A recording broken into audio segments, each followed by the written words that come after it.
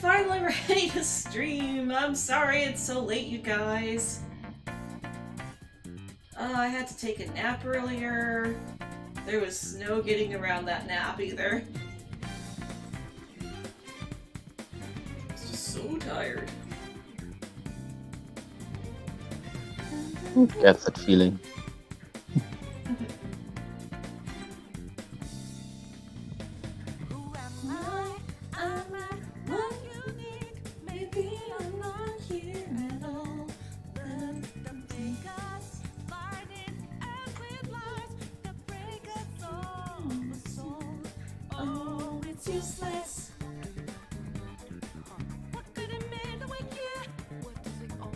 Can we make a difference?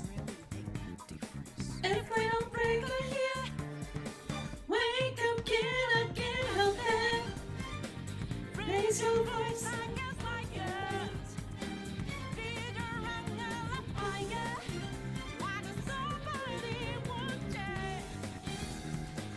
Just imagine you're out there.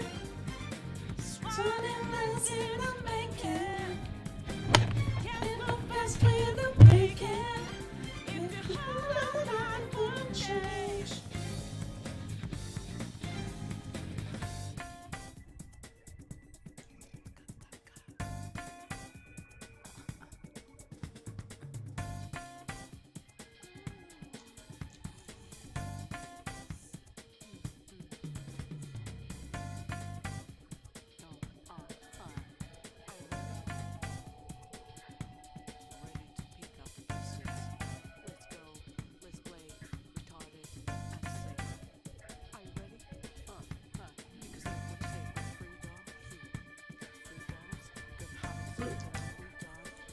Not that brush.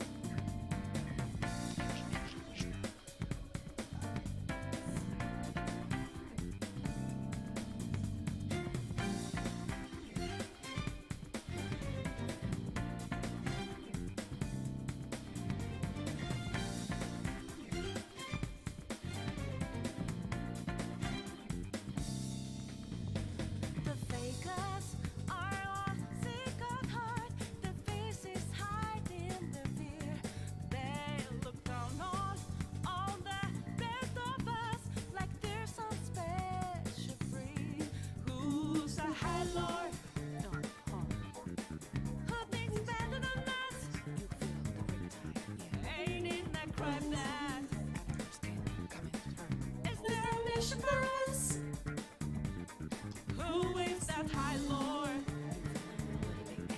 Who'd kill a million of us?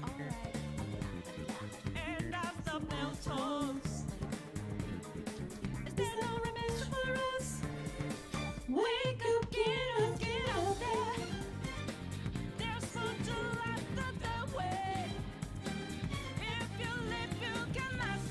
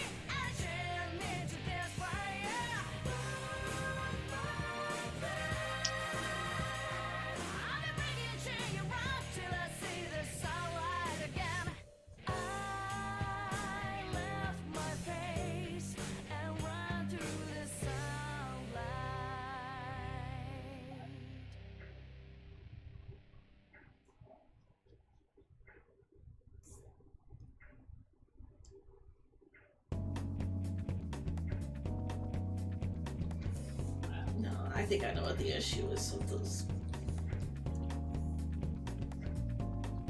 What is it? I'm just really messing up this perspective. It's like I need to. I'm trying to keep in mind the focus of perspective. It's like, where's her hand being placed? Okay.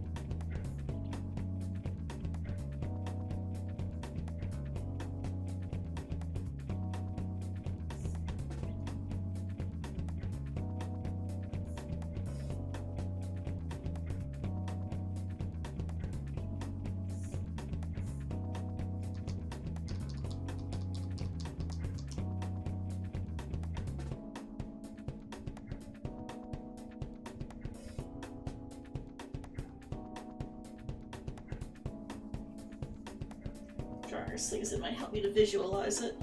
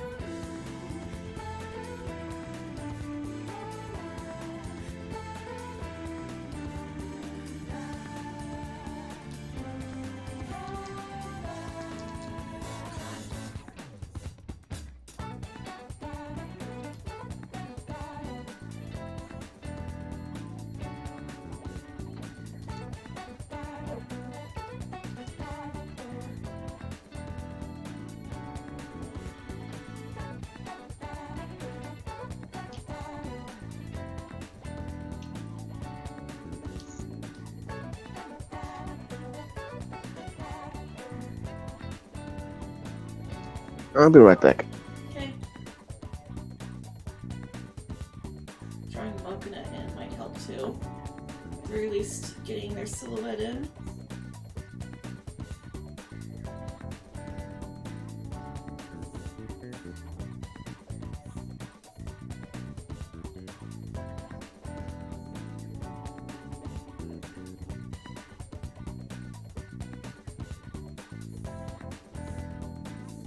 Too small.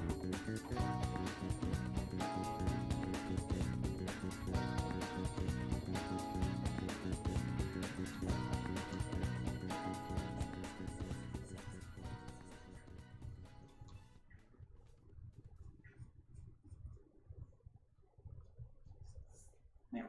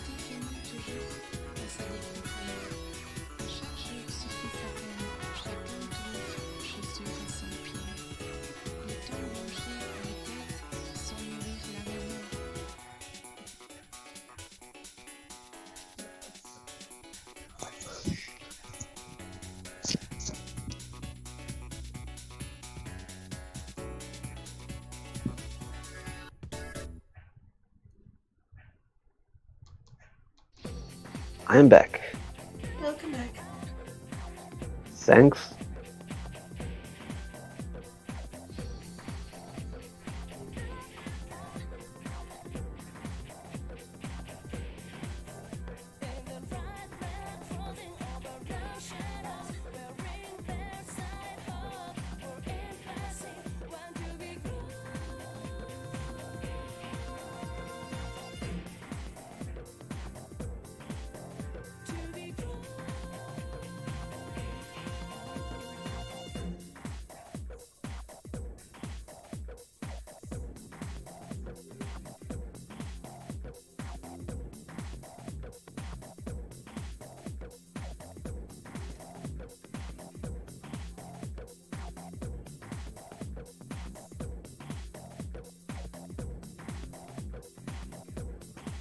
Not the best hand, but it's a rough sketch for now. Besides, it's mostly going to be covered by the ear anyway. So she's trying to get rid of the asks. I mean, if you had some weird bunny-looking creature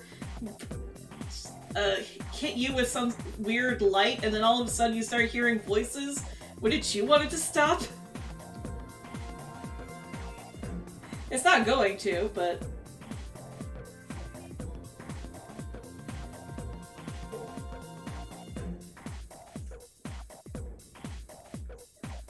I take back that question.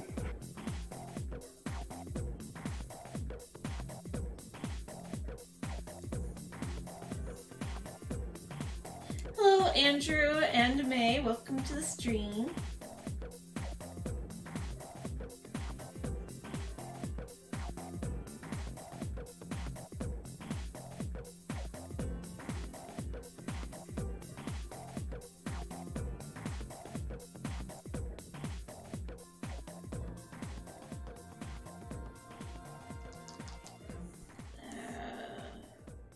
Yeah, foot really doesn't look right.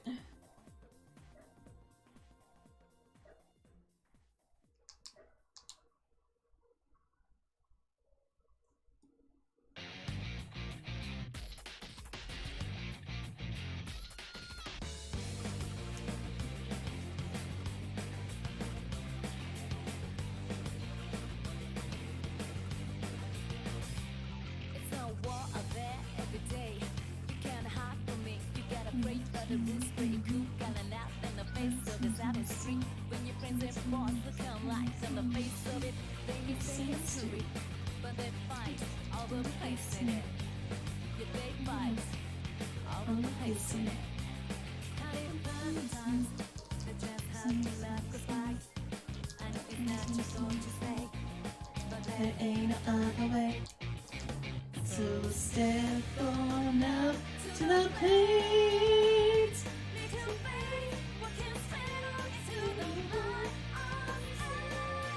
Step on up to the plate. 'Cause this ain't no game. It's time to make history.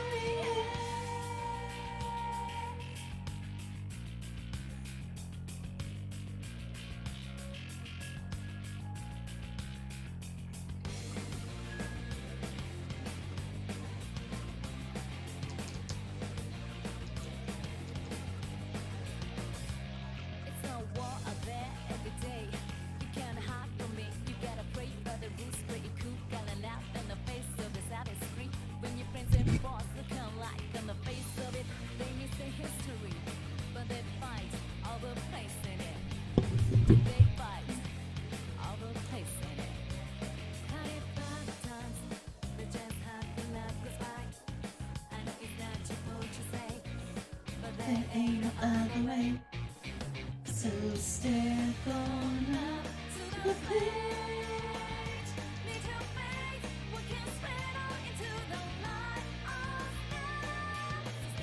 on up to the plate. 'Cause this ain't no game.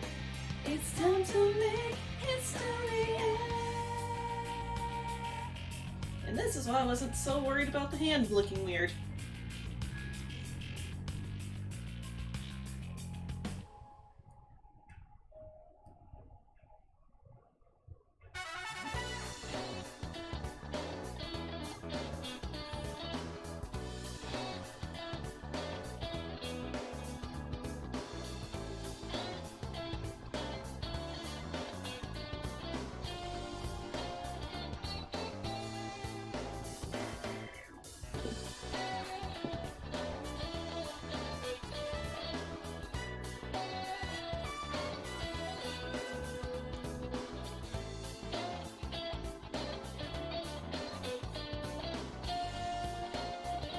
Yeah, the reason for why it's not going to stop. You don't just take back a gift. That would be rude.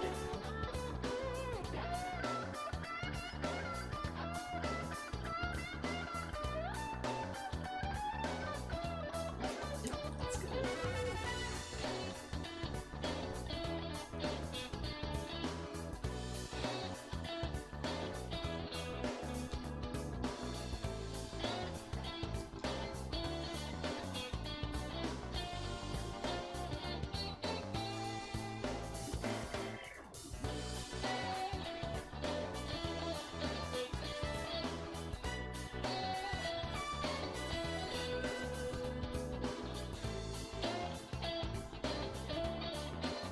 So it's more like she wants to give it back.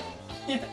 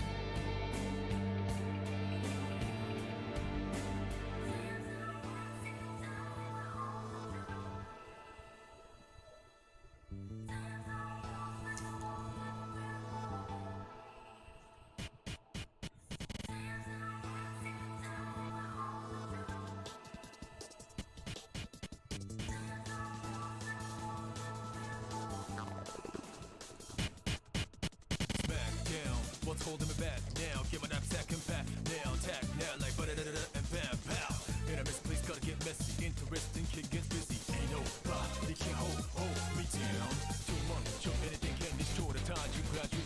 Take the risk for high. Man, I chose to be me, who I am. Constant battle against my shadow. I gotta get it back. It's time I get it back. I wanna bring it back to the good old days. Sometimes I lost, I get lost in the dark, but I knew I won't lose my final destination. 'Cause I know that you were right there, truly believe in me. Both moonlight shines and sunshine shadow knows. Two is one and I can't die no more.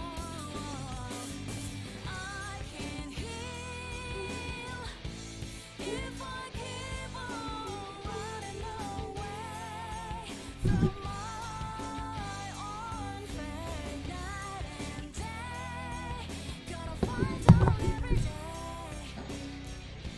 to the place of my final destiny.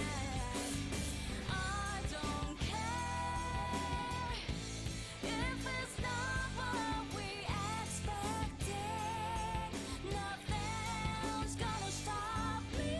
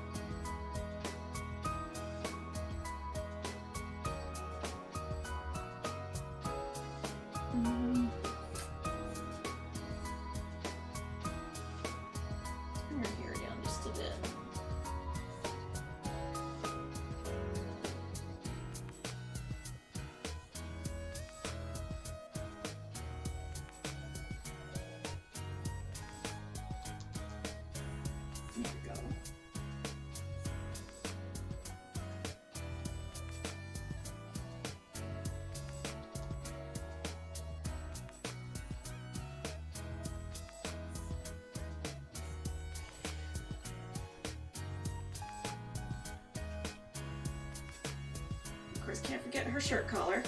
Hey there, fishy.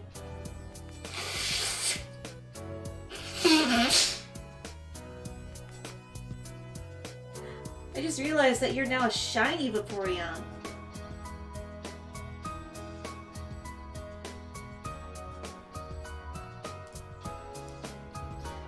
Hey Dan, you okay if we switch to the other chat?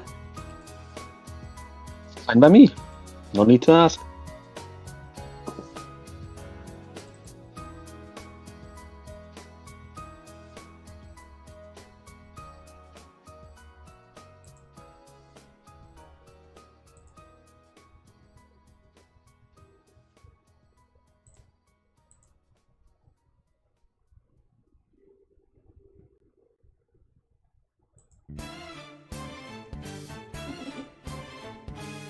Yes. Although, Hello. hey fishy. Hello. Although it's too bad it's not my shiny Vaporeon. Because then you could be a Vaporeon with Ariel colors.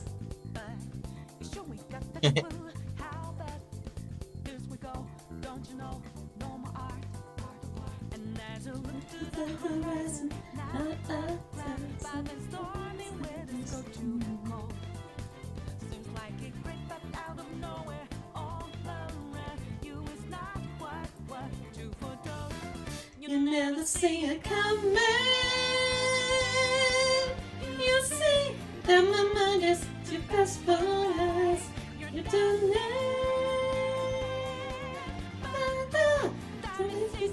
You're not surprised.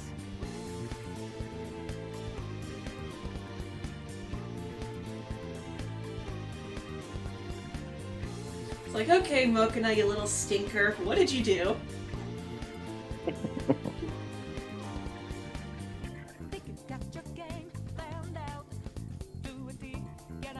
It's almost a shame that Didn't. No. What did it? The real question is, what gonna do? it's almost a shame that she's way too nice to pull a Presea. Shall I pull on your funny little ears to see how far I can make them stretch? You can make them stretch, or maybe I should hang you. Oh!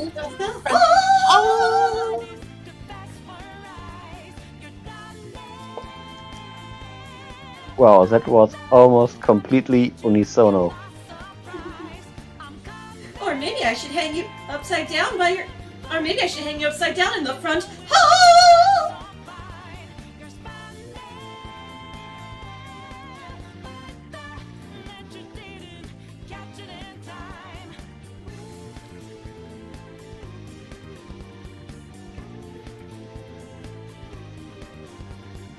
I'm so glad they're officially uploading it to YouTube and that it's free to watch.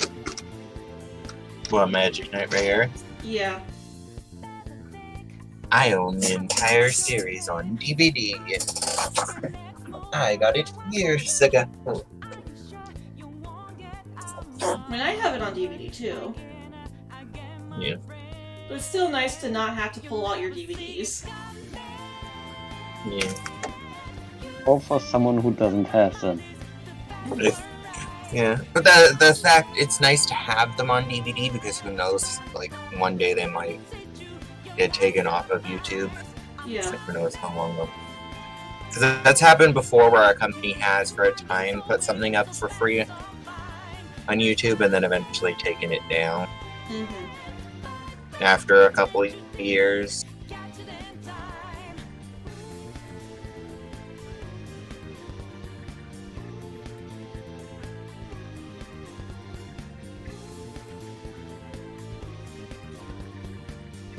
It's and it's the same for games. Sometimes it's nice to own the physical copy because, like, one day the company might be like, "Oh, actually, we're not going to sell our game through this launch, like through Steam or something anymore." And then literally the game, and then even if you bought it already, you can't play it anymore through like the Steam launcher or at all. It's just like it's basically like they took your game away from you, and it's like. they can do that whenever they want because they own the copyright and stuff. So it's like, well, if I have the physical copy, even if you take the game off of like this digital launcher, I can still play.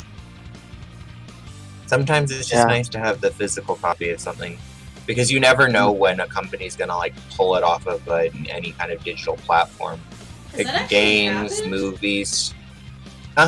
It's actually going to be happening soon with a game on that a company has decided that like they will no longer. I can't remember which game it is, but it's like, oh yeah, it's like decided they're no longer going to be selling it through Steam. So even if you purchased it through Steam now, even if you go to like try and start up the game, it won't launch because the game is no longer technically on Steam. So even if you purchased it before they decided to take it off of Steam, you just no longer have access to playing this game you purchased. That is so dumb. Like, I can understand not wanting to sell the game on Steam anymore, but they should still leave it so that people who already purchased the game and spent their money on it can still play the game that they paid for. Mm-hmm. If they don't get their money back, that's quite the issue. Yeah, you don't get your money back. Yeah, that is. Oh my gosh, that is some absolute rubbish right there. Yeah. And quite the reason why I prefer to buy physical copies of my games. Well, I mean, even then, like, if some games, some games do require that you download a day one patch in order to play them properly. And if that system is older, then the company has stopped running the whatever online system they were doing, and you can no longer get that day one patch, then you can't play the game properly anymore. Because like the Diamond and Pearl remakes, they were launched incomplete. Like if you don't download the day one patch, then you don't even have all the music and everything. You have placeholder music, and there's not even an opening cutscene in the hard copy. Yeah.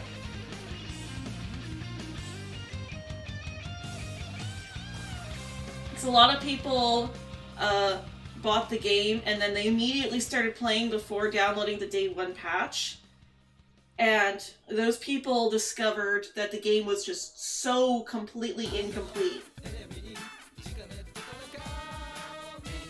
So when the day comes that Nintendo stops supporting the Switch Online, you won't be able to play that game anymore. I mean, people who already had it on Switch will be fine, but somebody like 20 years from now who decides that they want to get an old school Nintendo Switch and try playing Pokemon Brilliant Diamond and Shining Pearl, they're going to be SOL. Because they're not going to be able to get that day one patch and get the rest of the game.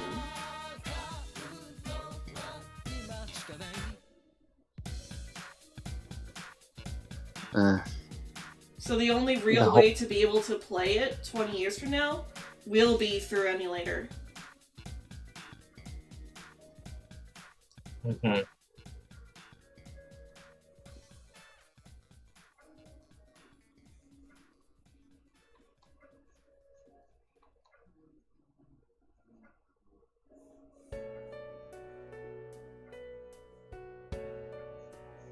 Unless, of course, they decide to re-release it as like a digital download like they do with a lot of games nowadays. A lot of older games. Gosh, I really wish I could afford the Online Plus so that I could play old school Pokemon Snap again.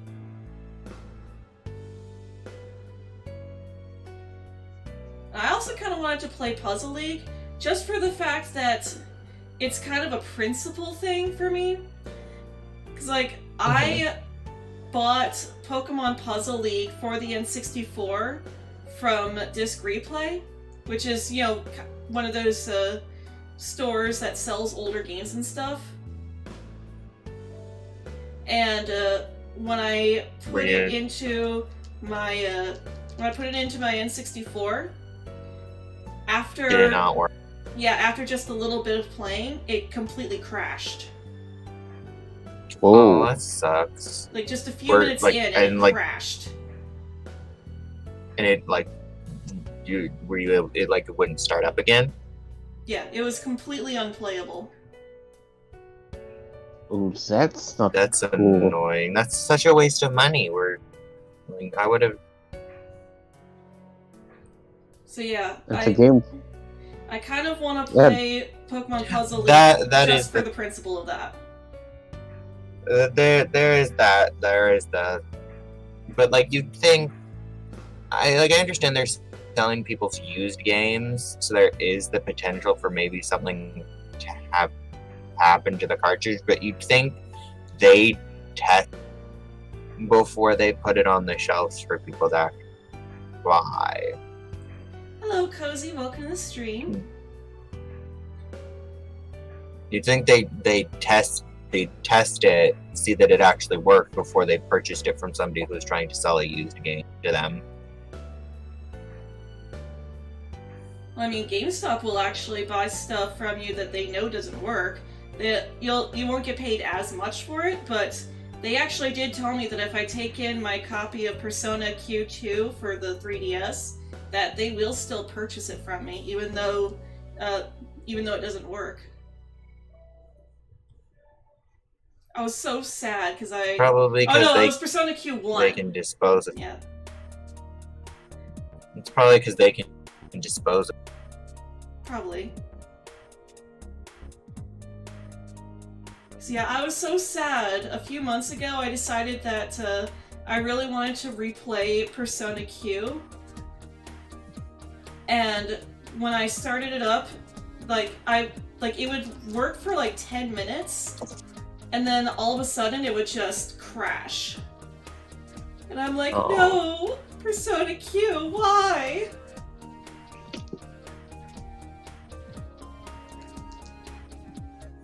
Why you do this to me? How could this happen to me?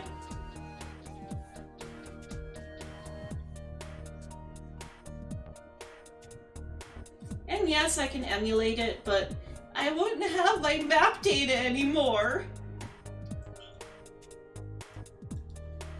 Oh, that map date. I had completed forever. 100% maps. Ooh, that's My map data gone forever.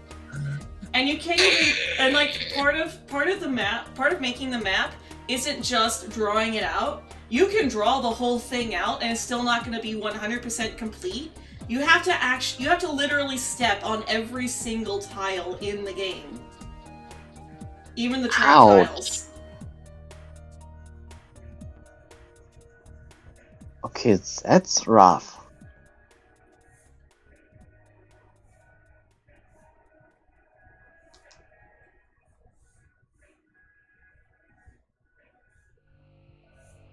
Emotional damage, yeah. Because, like, I did kind of cheat. I went online and I found the maps. I found all the map data online. And then I basically just drew it out on my 3DS. But it still wasn't showing that it was that the maps were 100%. And then I realized, oh, I have to walk everywhere. Well, that's just great, because that also means that I have got to figure out where exactly I haven't walked yet, because I already painted everything in.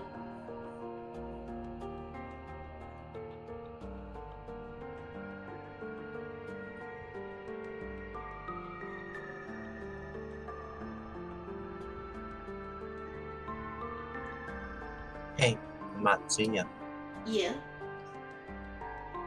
Hey, listen, Hey! Hey! Listen! listen, Link! hey, Link, Watch out! listen, watch out, hey. That reminds me of when I actually cosplayed as Navi. And I still have my Navi cosplay too, but I doubt it fits anymore. And like, when I walked up on Link stage... cosplayers. Yeah.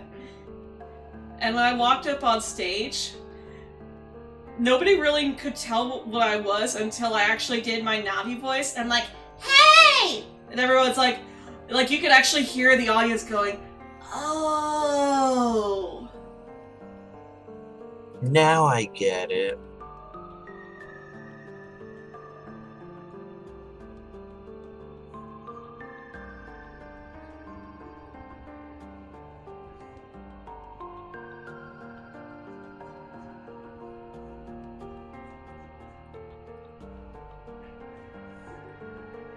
From Legend of Zelda?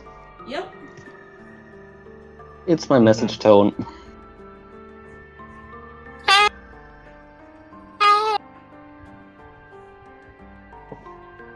I should download the Kim Possible text tone. What's a sitch?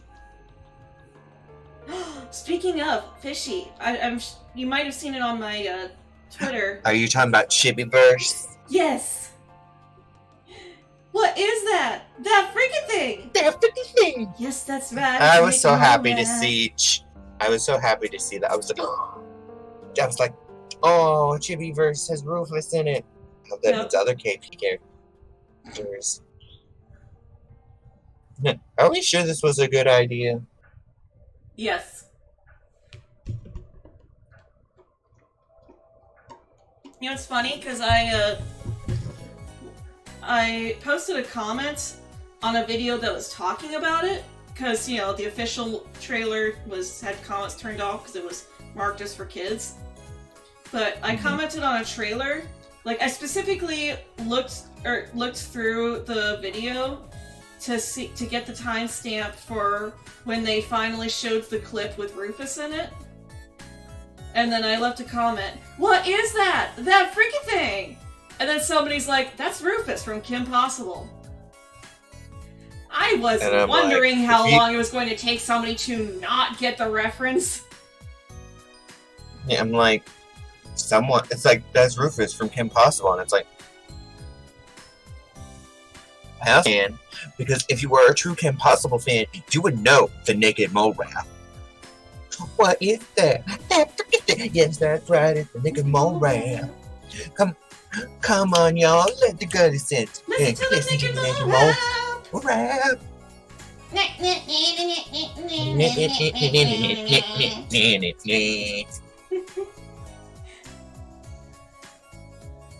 Yo, listen up, Hapa Holla from Ron. Naked Mole Rap is the name of the song.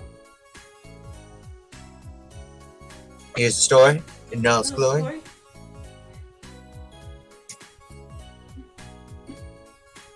R/whoosh. Oh, I should post that there.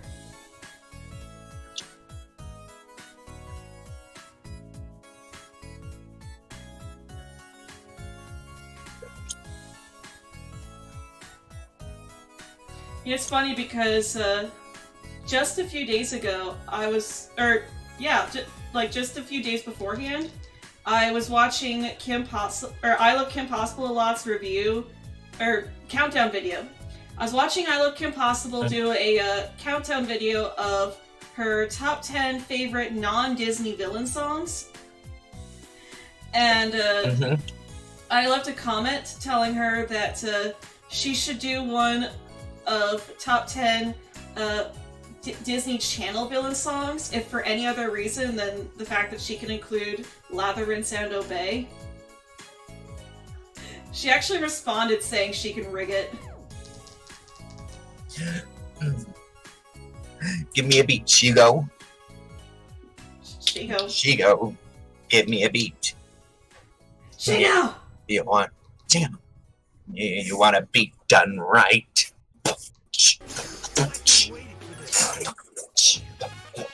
I used to be Drew. Then one day I turned blue.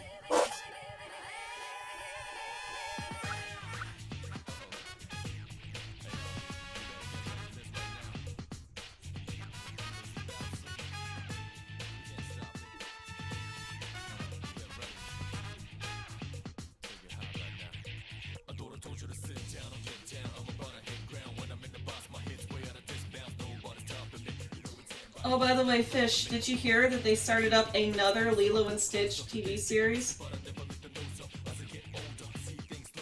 This one takes place in China. They also have some Descendants characters in there. Oh. Yeah, they have Mal and Audrey. That purple-haired girl that they keep showing. I actually haven't watched it yet. I just saw it on Watch Cartoon Online. They're Disney chibis with their own TV. It's too bad they don't put it on Disney Plus.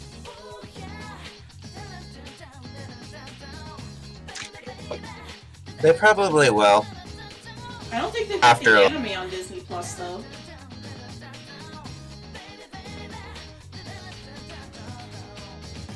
Even though Everything it's ends up on dubbed. Disney Plus eventually. They don't have what?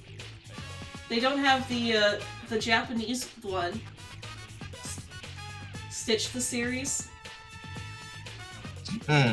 No, but that like it'll probably get on there eventually.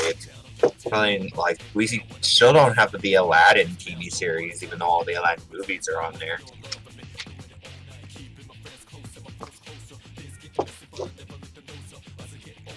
I don't know what their thought process is. I don't know what their thought process is for like when things will end up on on Disney Plus, but eventually everything will be on Disney Plus. America still doesn't have Sophia the First on Disney Plus. That's because it's still technically on American Netflix. I don't care. I just want it on Disney Plus so I can watch it. Then hurry up and move to me. Then we can watch it together on Canadian Disney Plus.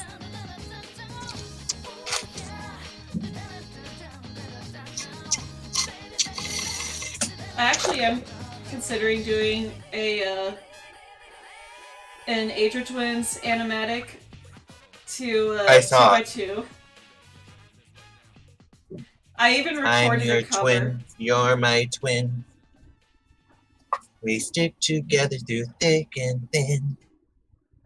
Wherever you went, you're always stuck with me.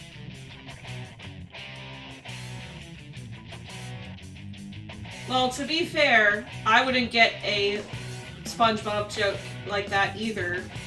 Unless it's one of those jokes that have been memed to death, like so many hours later.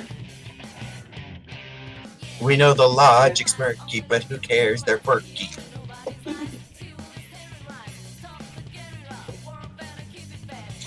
There's literally a scene with Dipper in front of like a board with like all these things posted to it in like red strings, and he's trying to figure out the logic of how the Chibiverse works, and then Webby's sitting next to him as well, and then you have Anne from Amphibia and Grunkle Stan, then they just shrug and they're like, we don't care.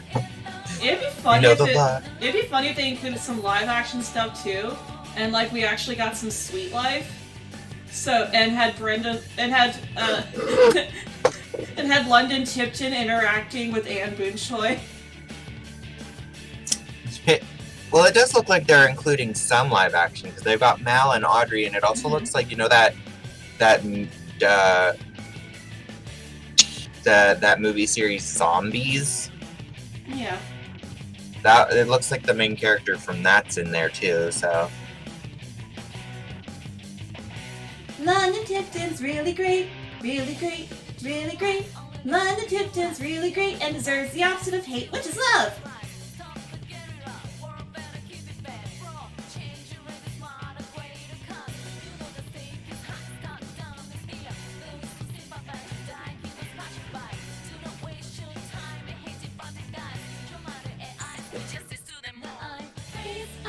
And hold up, I reach out to the truth of my life sicknesses. On the whole moment to now break away. Oh, can lend me out? Can you lend me out? Can you set me free from this dark and all world safe? You know, last beat to the song. Yes, I sing it as Ogum let me out instead of the actual lyrics because I just don't like saying that word too often. Not without reason.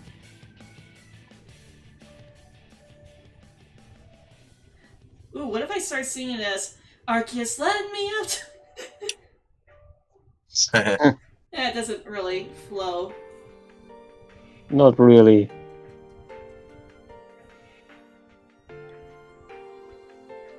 So it would be 3 syllables instead of 2. Yeah.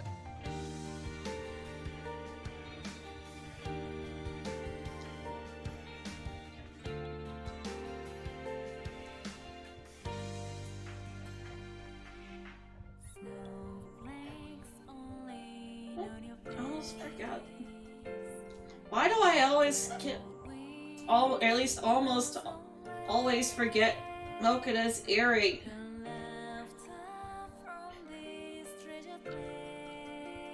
Oh, wait, this is the wrong year. That's why.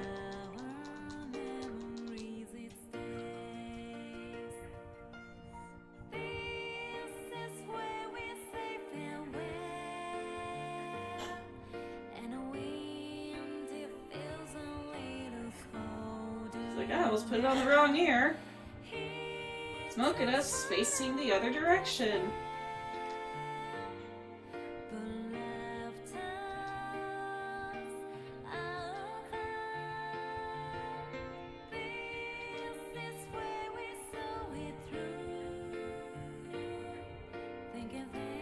You are trapped in an elevator with a person on your lock screen. Who is it?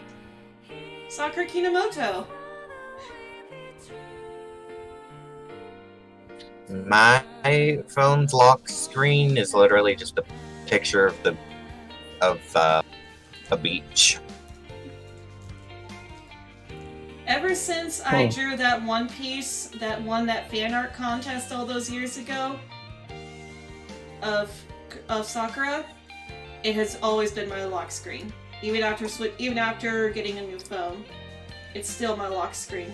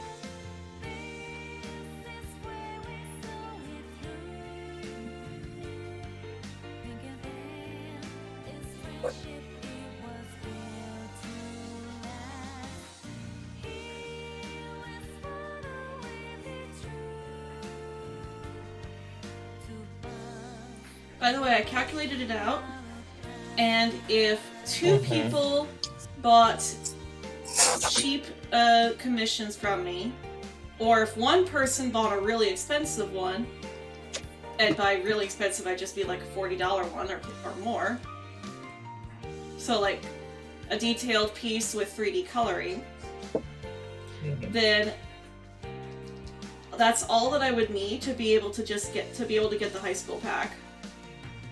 Nice. Well, we'll see. Time will tell.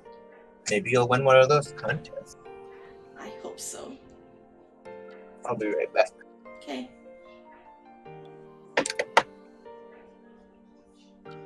So I really want that high school pack.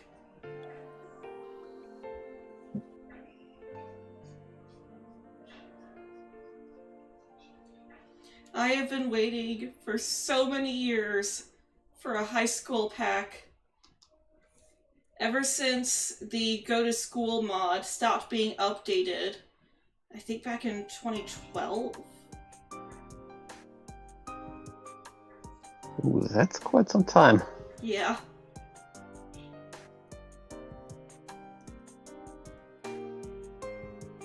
Oh wait, what am I doing? I'm not recording this right now.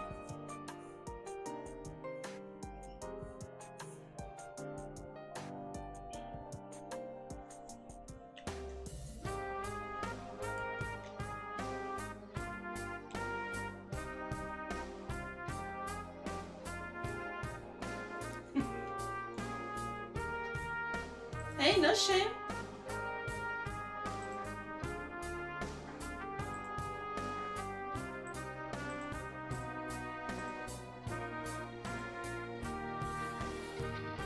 Although talking about it kind of makes me think, maybe I should change my lock screen to Kitty.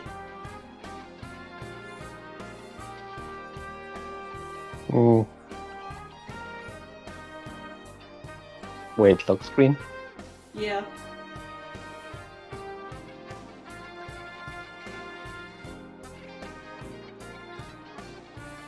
Hey, nothing wrong with colorful and cute.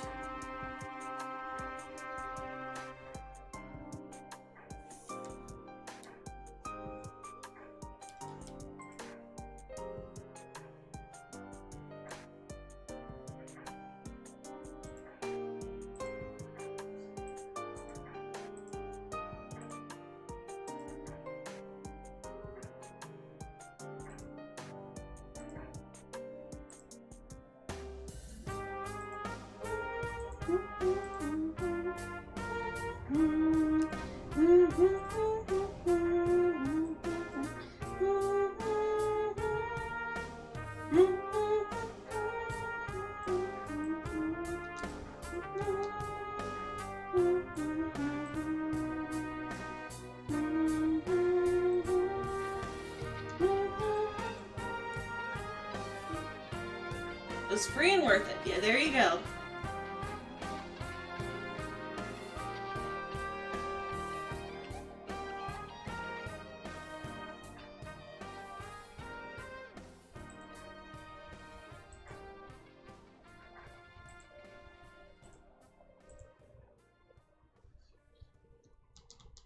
Oops. Oh, what? I could have sworn I said the... Oh, because of Mokina, that's why.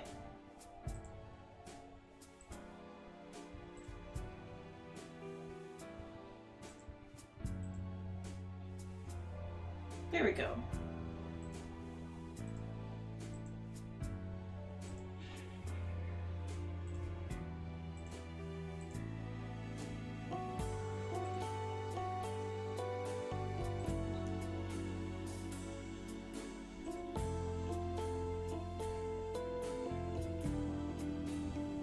Also, I basically changed up this color palette so that I've got one color palette for both Adriana and Kitty, and I also added Plag's colors down here too. Ah. So you don't need to look at references every time to copy the color.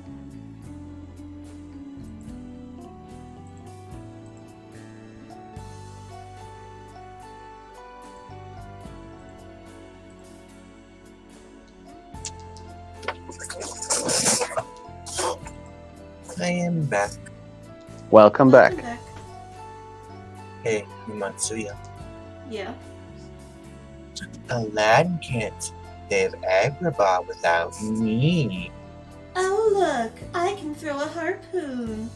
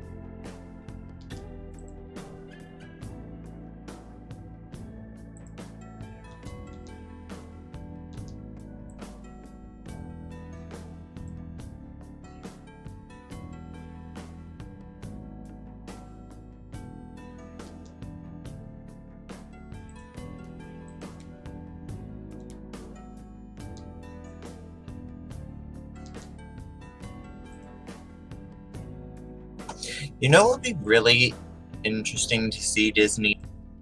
Because I've seen fan artists do it, but it'd be really cool to see like official Disney art of this.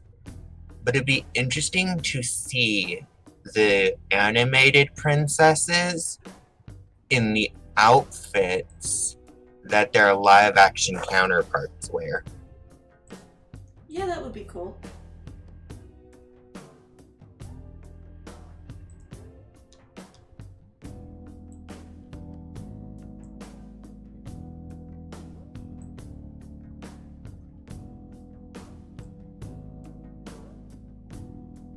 Especially Jasmine. I won't be silenced. You can't keep me quiet. Won't tremble when you try it. All I know is I won't go speechless. Speechless. Let the storm. I'm excited to see how they reimagine Ariel's outfits and such in the live action movie. Mm-hmm. Or like see if they give her some brand new outfits. Like I'm also excited to see like what her mermaid form will look like. Any gender bends? Yes. Yes, all the gender bends. It's actually gotten to the point where my friends in the in the Miraculous Roleplay group are straight up refusing to do anything gender bent because apparently that's my department now.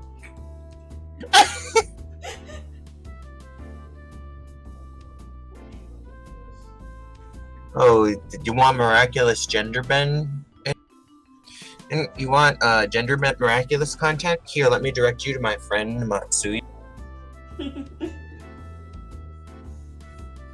She's got these two AUs that you can check out. We've got Ask Kitty Noire and the Aggress twins.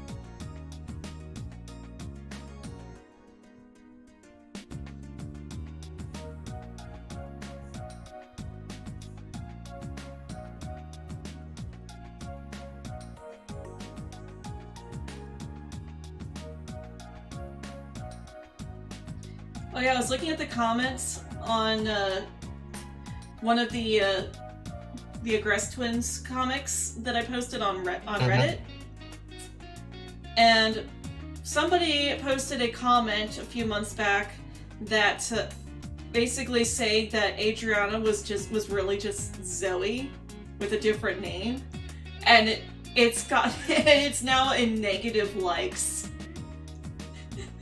So it's like people are like, how dare you compare Adriana to Zoe?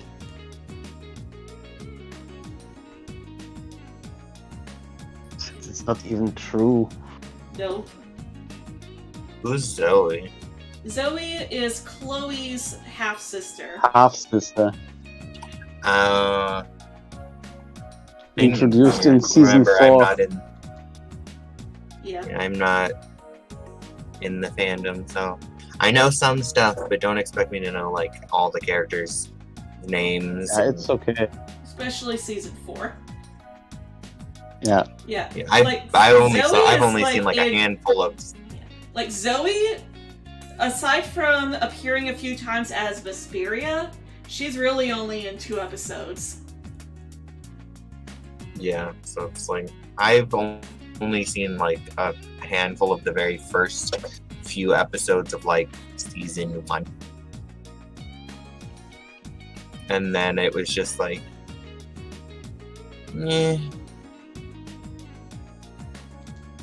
I is fell kind of a off the shame though that bandwagon. Zoe is like so underutilized though. It's like they introduce her, and like her introduction is at least interesting because you know she's like a foil to Chloe, and oh, she's a bourgeois, but she's, well, technically, she's Audrey's daughter, but she's not a brat. And she's got this interesting dynamic with Chloe, and like, even though even Adrian has gotten to the point where he's just sort of done putting up with Chloe, but Zoe is still there for Chloe. It's like, oh, maybe Zoe is going to be the key to actually redeeming Chloe for, actually redeeming her. But then they're like, no, we're not going to do anything else with her. She's just there to make Chloe mad because someone else is using the Be Miraculous, and that's it. And that just makes her angry, and gives us opportunities to akumatize her and show you that she's still a terrible person, and that she will never be redeemable, because we are all about those one-note characters here. Oh, Heaven Chloe forbid wasn't a character be. It's like, oh, Chloe wasn't abused. She had a great childhood. Her mother abandoned her as a child, ended up having a child with another man, and intentionally, purposefully forgets her name in front of her. And you cannot tell me it wasn't intentional, because as soon as Marinette tells her that they are exactly alike, she's like, oh, Chloe, you're my daughter and I love you. And then using Marinette's name wrong. Yeah, immediately forgetting Marinette's name, even though she had no Yep. issue with it before. It's like, yeah, this is intentional. I've seen a couple of like the retweets that you've had of the creators,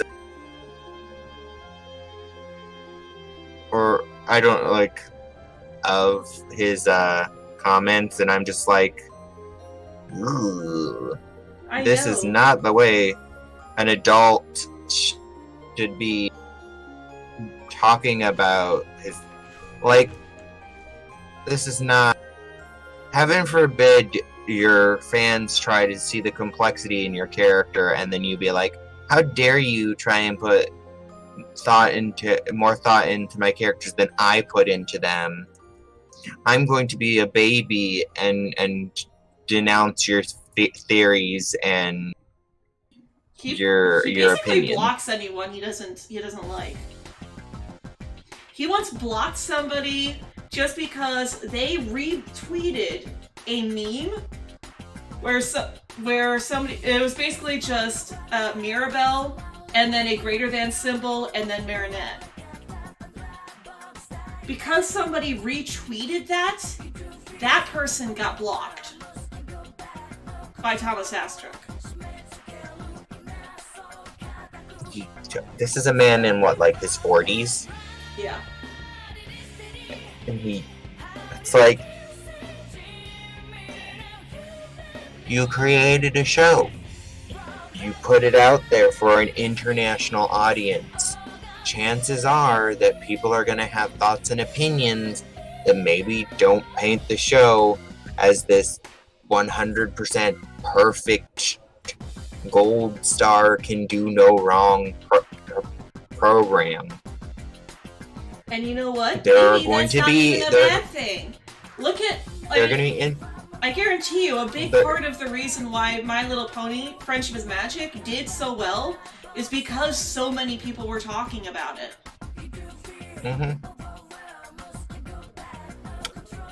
And even if people are like not speaking the show's praises, you know, even if people are talking pointing about out it. its flaws, They still People be like, care "Huh." enough to talk about it. they still care enough about the show to be like, hey, I love this show, but I think in this instance, this character arc or this situation could have been written better if this had been done. And it's just an opinion. And if you were a content creator, especially one who is making a TV show that is going to be watched internationally, you have to realize that people are going to criticize it. And some of the criticism is actually going to be constructive. Yes, there are going to be some people who just, dislike the show and have really their gripes are really nitpicky, or like they will say, oh, because of this one thing it makes the whole show bad when it doesn't. It's like those people who will pause an animated movie, mock the frames, and be like, the animators never should have done this, when it's like, those are the in-between frames that you're paused on. The frames that are supposed to pass by in a few seconds to help a scene transition or a character move from one pose to another. Our eyes are not supposed to linger on the in-betweens because they're literally there to help the flow of the animation. You pausing on an in-between and saying that the whole movie is bad is not a valid opinion.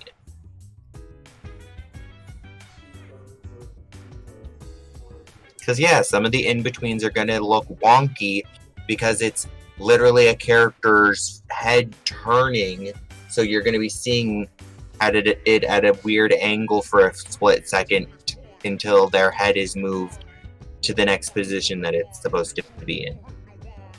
There is a reason why people say never pause a Disney movie. It's not because, oh, if you pause a Disney movie you realize how bad they're actually animated. It's don't pause a Disney movie because you're not supposed to stop on these in-between frames. I mean, sometimes you do it specifically to have a laugh at how silly it looks. But you realize, it's like this scene was never supposed to be paused on. This was a split second so that the flow from one scene to another would be good. It's like the people who try to be like, who created the rumor that, oh, because there's a moment in Frozen where when Elsa takes down her hair and let it go, the braid clips through her arm, somebody lost their job. It's like, no, the animator did not lose their job. Her braid going through her arm like that was intentional, because to animate it actually being pulled over her arm and then falling back down wouldn't have been as smooth a moment of animation. And you weren't supposed to pause that and like watch the movie in slow-mo to catch that. It's like the reason that was done was so that the flow of her braid falling down and being swept behind her, her braid being taken down and then being swept from behind her to over her shoulder.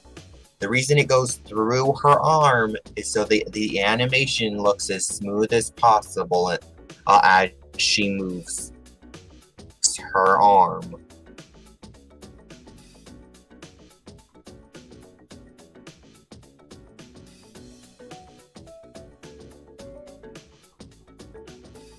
And then, like the people who tried don't know anything about animation shouldn't talk about it. Or it's like the people who try to get mad at the Disney sequels for having, lower quality animation, and it's like, yeah, because they don't have as big a budget. They don't have as long to work on the movie, and it's not being worked on by one consistent team. A lot of the direct-to-video Disney sequels were animated by multiple teams in multiple countries. So that's kind of why at some points the animation style will change ever so slightly, because one scene was animated by the animation team in Australia, and then another was animated by a team in like Japan, and a third scene was animated by the animation department in Canada.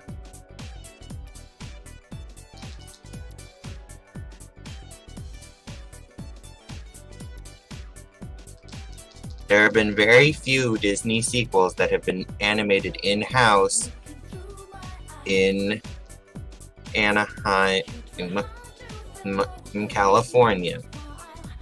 I think there's been maybe 3. Rescuers Down Under, Ralph Breaks the Internet, and Frozen 2. Before that, all the direct-to-video sequels were done by Disney Television Animation and were done by multiple teams working in multiple countries who didn't have a big didn't have a big $1 million budget. And a lot of the sequels were kind of done not only because Disney wanted to make money off and try and franchise stuff, but also to kind of teach newer hires how to animate in the Disney style.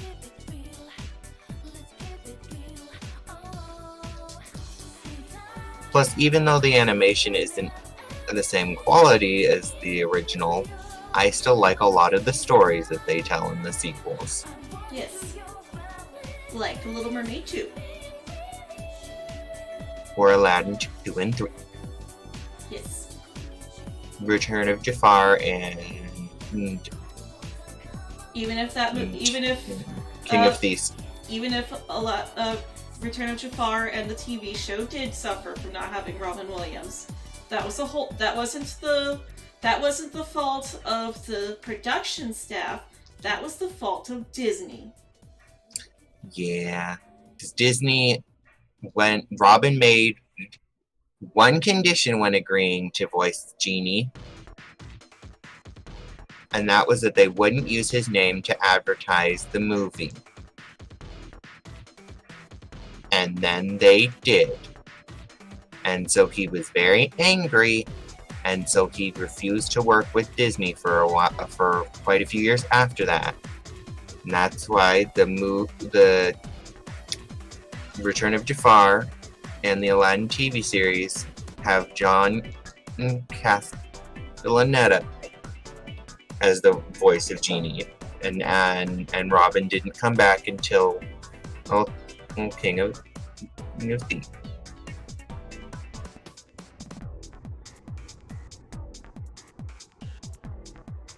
I don't think he even dubbed voiced Genie in Kingdom Hearts either.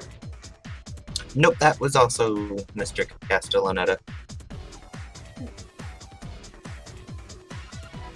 Although, I think he's fine in Kingdom Hearts. The only issue I think John has with his portrayal is just that you can tell the writing staff is trying to write jokes that sound like Robin's jokes, but a lot of Robin's jokes were off the cuff, in the moment, kind of improv. They weren't, pre-written, so it's Disney trying to write like Robin Williams improv, and it just, you can't. If you're not Robin Williams, you can't do Robin Williams improv. Mm-hmm.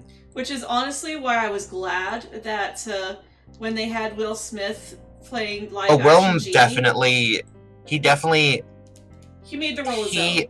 He made the role his own. Like, you could tell he was trying to honor Robin's version, but he wasn't trying to just be like Robin with his version.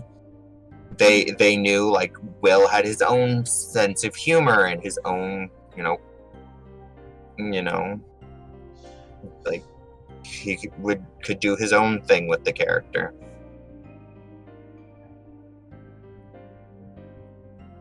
I won't give up. That's one thing I swear will be true. For it's said by the wise, keep your eyes on the prize. And I kept my eyes on you. You know what I would like to do? What? I'd like to try do our own rendition of, like, maybe just like a couple of drawings and not like a full-on story, but our own rendition of like of Descendants, where it's not all the characters mashed up into one universe that's like trying to be modern day-ish, while like trying to be fairy tale like at the same time. I have nothing against like Descendants. I think it's a good franchise and I like the characters in it. But I just feel like I would have liked it more. One, if it had been an animated film franchise and they didn't try and modernize the fairy tales and bring them into like a modern world setting with like tablets and cell phones and the internet.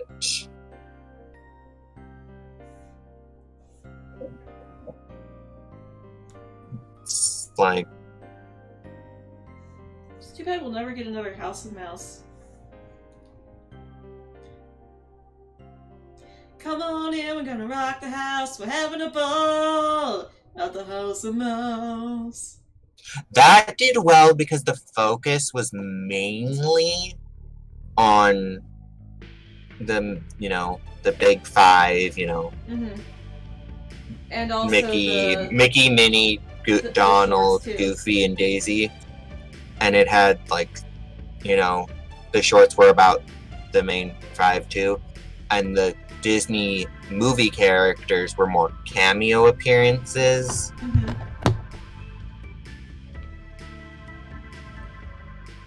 I wonder why they still haven't uploaded that to Disney Plus yet. I don't know. It's just whatever they, you know, I think that they intersperse like older content with newer content, so sometimes you'll like randomly see something like, you know, something old, and then we'll see what's, I can look up and see. Sometimes there's like a blog that has a list of like, I know they've got some stuff up on YouTube, because just this morning I had YouTube recommend to me Snowed In at the House of Mouse.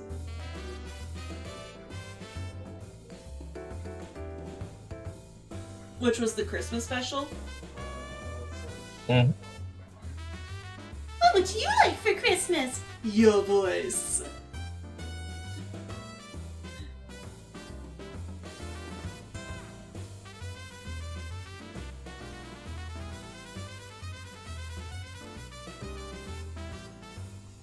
That's one of my favorite moments from the House of Mouse.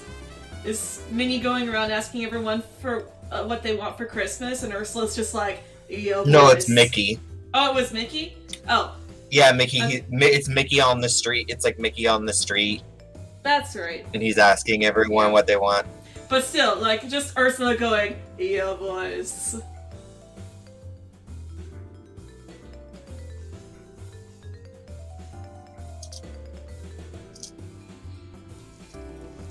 What I want from you is your voice. Your voice. My voice? But without my voice, how can I... You'll have your looks! Your pretty face!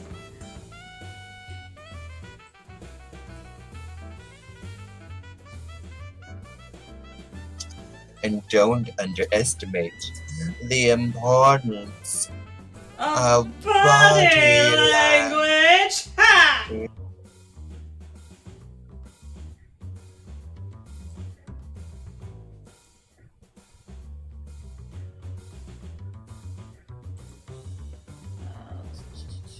Oh, I almost forgot. Ocean lines, because she just pulled Mokina down from her head.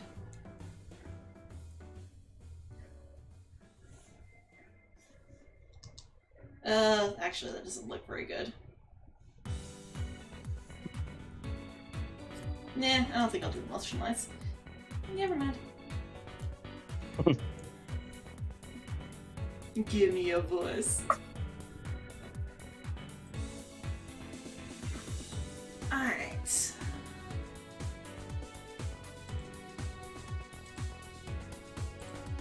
Oh yeah, I looked it up. I typed in House of Mouse Christmas, and it's Mickey's Magical Christmas snowed in at the House of Mouse. Buy. So you can buy the whole thing. 1 hour and 1 minute. 1 hour, 1 minute, 43 seconds.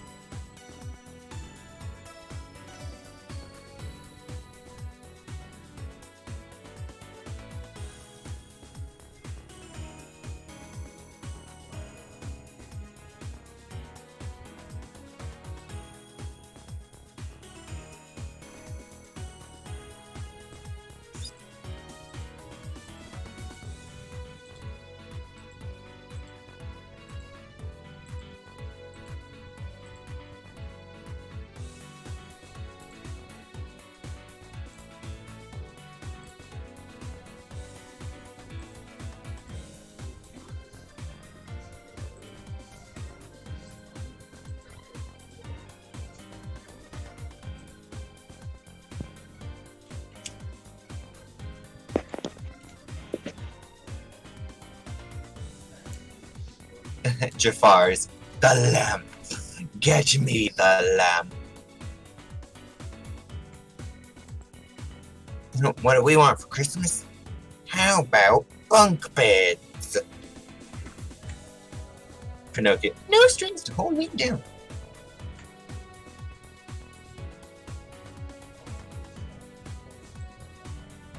Your voice will do nicely. Oh, and they have the Emperor's New Groove. I wish I wasn't a dumb old llama anymore. Llama face. Ugly llama face. Yay, I'm a llama again. Wait. Get them! They met at the Emperor! I've been turned into a cow. May I go home? You may leave. You're excused. Anyone else? No, we're good. Then get them!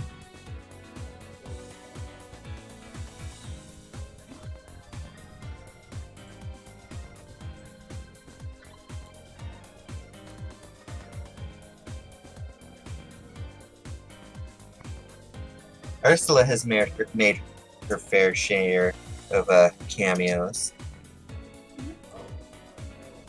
in Disney things. Because if you pay attention in a scene in Hercules, she's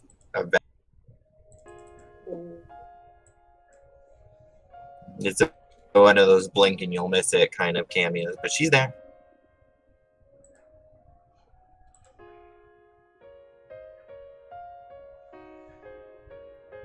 Oh yeah, one thing I've had to do is when posting the Ask Kitty Noire on Reddit is I have to abbreviate it now because apparently the name Kitty Noire is a spoiler.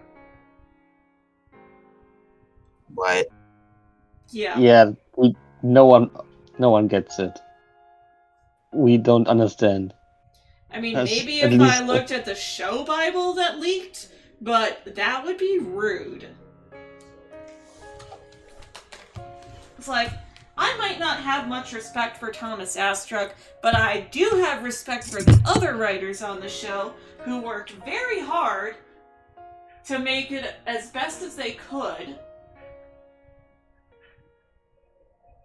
And looking at the show Bible and ruining all the plot progression that they've got planned, yeah, that would be rude. I have no intention of doing that.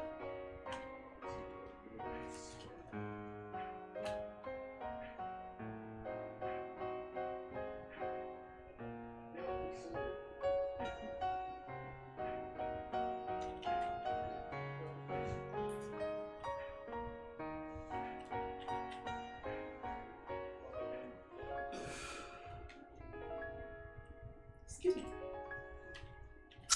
You're excused.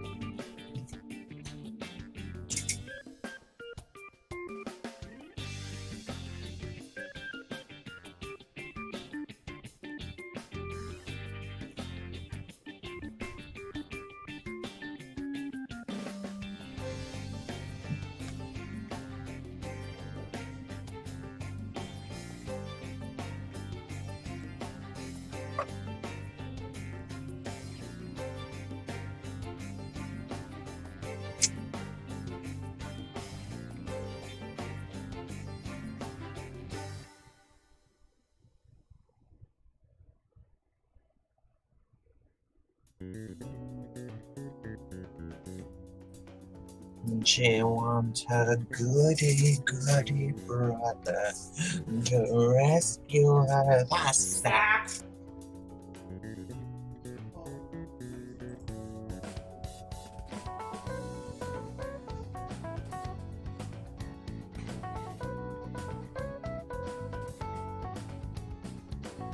Yeah, but like I still think reading the show Bible would be really rude, and like it would also kind of ruin the experience too. It's like, you know, because part of why I think it would be so rude is like, you know, there's gonna be all these moments where it's like, oh, you know, you're supposed to get a reaction. You know, you're supposed to go, "Aw," when there's a cute Adrianette moment, or when Adrian is actually crushing on Marinette, or, you know, if we actually do get to see a full reverse love Well, a lot story of the seeing her times- crushing on Cat Noir.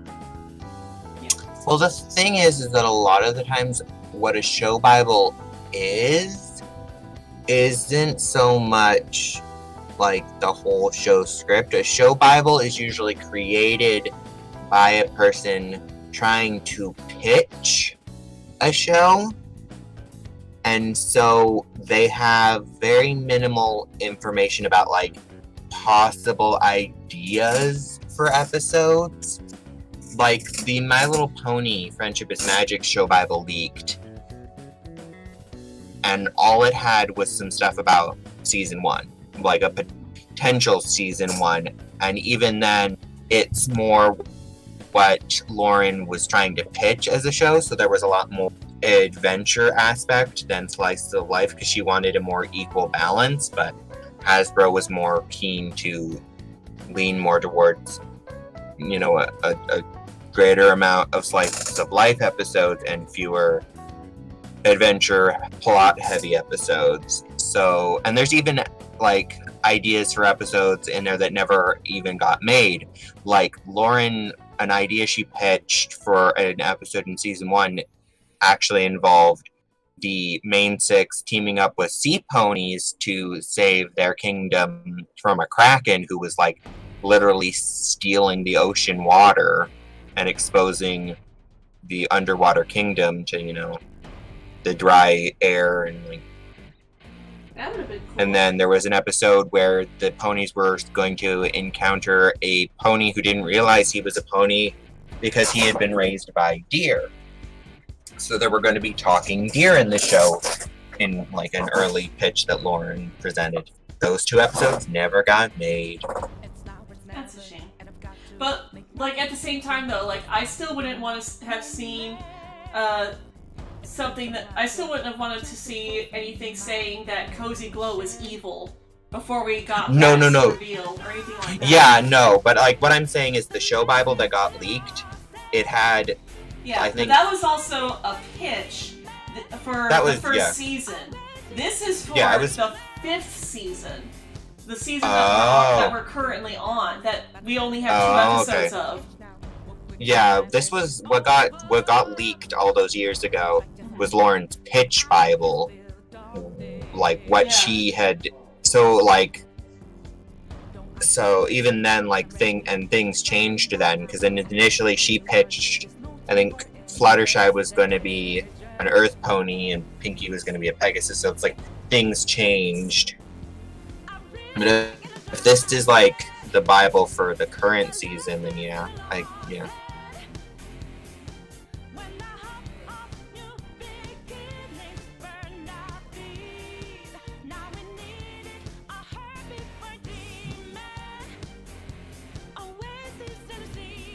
Excuse me. Yep. You are.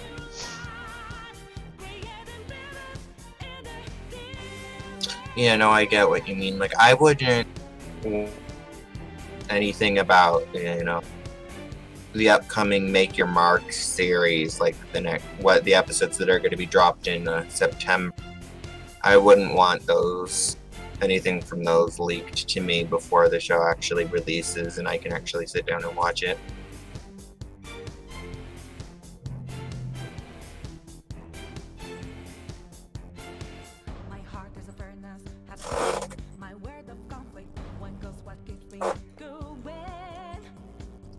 like how I don't want any kind of leaks for the live action Little Mermaid, because even though I know they're going to be paying homage to the animated one, and I know like how the story is going to end because I've seen the animated film, there's going to be new content. There's like they've like the cast list that got revealed showed character names that, you know, don't exist in the animated film, and I'm like, I don't want to know anything about those characters until I can get my hands on like officially released content from Disney. I don't want to see anything about like new plot points, like, because I know that there's probably going to be a plot point about Ariel and her sister's mom, and then some stuff that I've read about books that are coming out before the movie does makes it look like they've reimagined Ariel's sisters, and the live action sisters are going to be completely like new characters with their own names that are not the same characters from the animated one. So we're not going to have like Aquata and Andrina and all that. Like Ariel's sisters in the live action movie are going to be completely new characters, and I think that's really interesting because that further make, like, you know, like it's a brand new continuity. It's a separate universe from the animated film.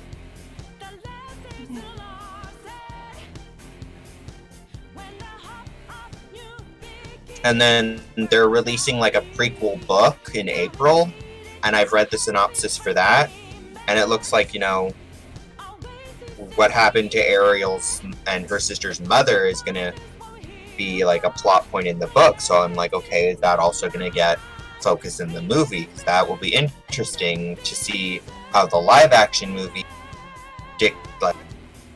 deals with, you know, their dead mom compared to what we got in the animated universe. Ariel's beginning bull shark. We don't talk about movie 3. No. No. We don't talk about movie 3.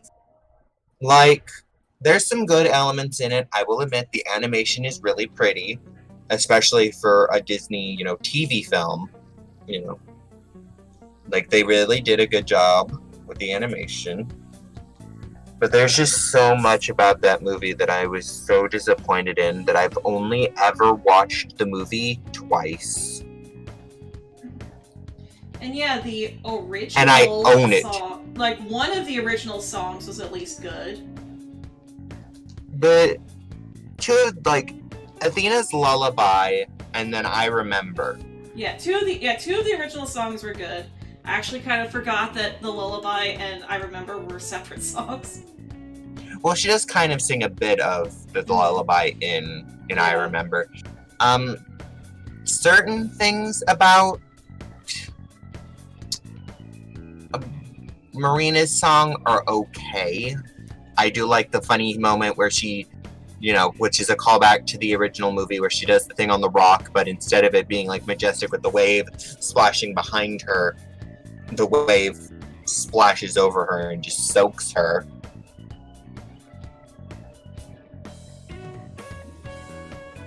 It's mainly the lyrics, certain lyrics in that song that I have issue with. Mm-hmm. Like when she references stuff she shouldn't know about, either because it's the wrong time period or because she's a stinking mermaid. How does she know about hay or butter or trains? It's like specifically like she knows parts of the train by name, like the engine and the chassis. It's like she knows more about the human world than Ariel does. From the engine to the chassis. The straw that broke the camel's back. And I'm like, okay, I could understand maybe them using the term straw as well underwater for like a certain type of crop, you know. Like, but like, how does she know what a camel is? Paint them the shade of clarified butter. And I'm like, but you milking manatees out here or something? So I don't know if Benjamin would be okay with that. I was about to say, in that case, Benjamin better swim. Well, I mean, they wouldn't be milking Benjamin. Benjamin's a boy manatee. But still, it's like that. Benjamin's a manatee, and he's clearly shown to be sentient, which means most likely all manatees are sentient within this universe. So, like, I don't feel like I would not feel comfortable milking a creature that could talk to me in English. Oh, you mean like when Twilight milked the sentient cows? Oh yeah. Ooh, oh my. I mean, like, we didn't actually see it. Why were the cows living in a barn if they were sentient? Why didn't they have their own houses? It's like that moment where we see Applejack and Applejack and Apple Bloom herding sheep into a pen, and then one of the sheep is like, "You could have just asked." And I'm like, so the sheep are sentient? Why are they herding them into a pen then? Well, because Lauren actually intended for all hooved mammals to be sentient. Yeah, and then they kind of scrapped that idea once Lauren left the show. Which is why when she teamed up with the game team Main 6 to make them fighting herds, all ungulates, which is, all hoofed mammals, are sentient. And she even got to, like, bring in ideas that she had for My Little Pony that she didn't get to do, like the reindeer being like Viking having their culture be based off of like Nordic, Scandinavian countries. Like she had originally wanted to do, she wanted like Viking caribou in My Little Pony, and she didn't get to do that. So she got to do it in the game. Them fighting herds.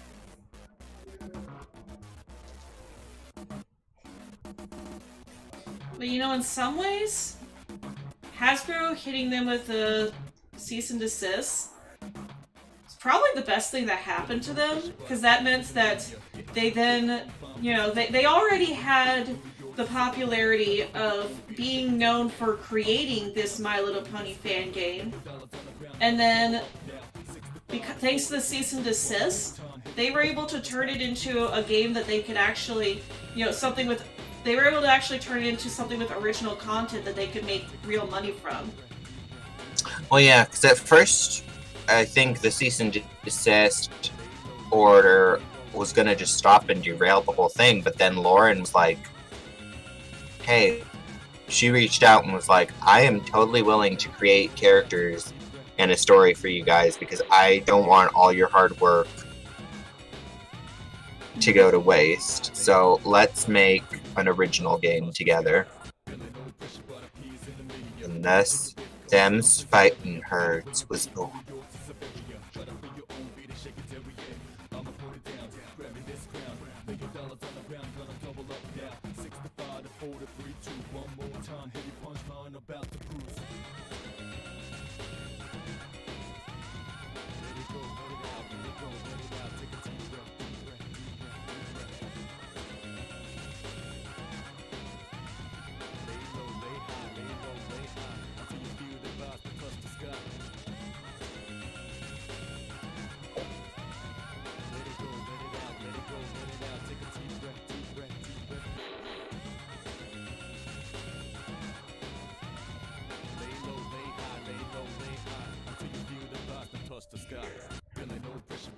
I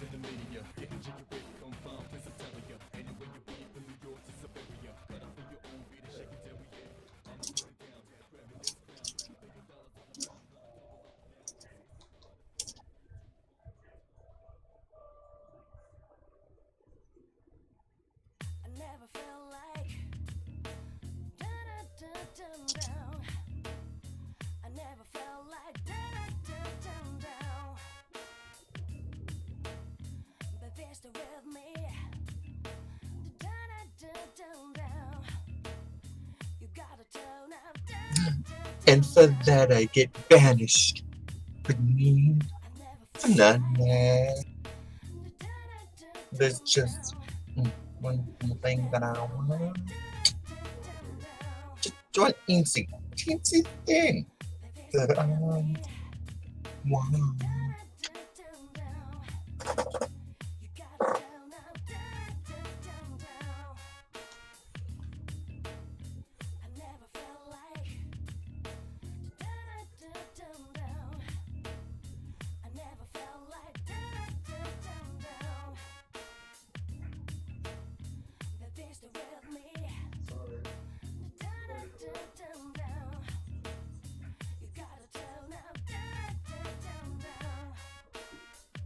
You don't want to milk talking animals, it's just a big no.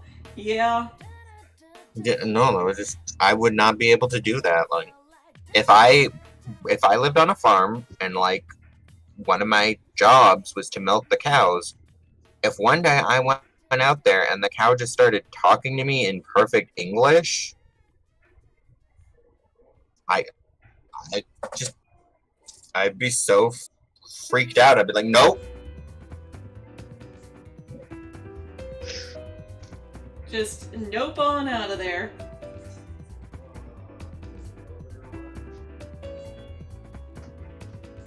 I actually don't watch JoJo. Never really appealed to me. Nah, I never got into JoJo's Bizarre Adventure. I mean, I've got friends who watch it. Same. And it's not like But it was just SpongeBob not- where I'll actually just say, oh, SpongeBob's just a bad show. I'm certain that it's a really good show. It's just not something It's just that appeals to me. Yeah, the animation style was never my cup of tea, and just the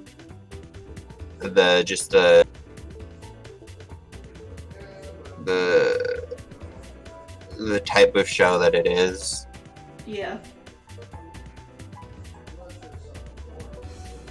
I never watched it either. Only heard of it. And I've heard it gets very hard to follow after a while. Like, you have to be like, with all the different parts that there have been and all the different characters that you follow, and Which is part of why I never got into One Piece either. It never appealed to me. scary thing about Yeah. the scary thing about One Piece that it's still ongoing, I think. Yeah. Like, I think the mangaka is still writing it, and I'm like, didn't they start that? I think the anime is already well past 1,000 episodes. I mean, the Naruto anime series is technically still going through Boruto and all that. It is still really long. Because Naruto and original Naruto was really long too. But I don't think you necessarily have to watch Naruto in order to really follow along with Boruto. Because it does continue the story of Naruto, and there is a lot of stuff that's, you get a lot better if you did watch Naruto, but everything that would be new to you is also new to Boruto. So yeah, like, and plus, like, they did end the Naruto story. Like, the manga ended, and then like the story ended, and then for a while we didn't have any Naruto content, and then it was like they did a bit of a time jump, not a huge one, because like I think the original series ended before Boruto was born, so they did a few years jump so that he's like, in his, like, he's what, like 11 or 12, maybe 13.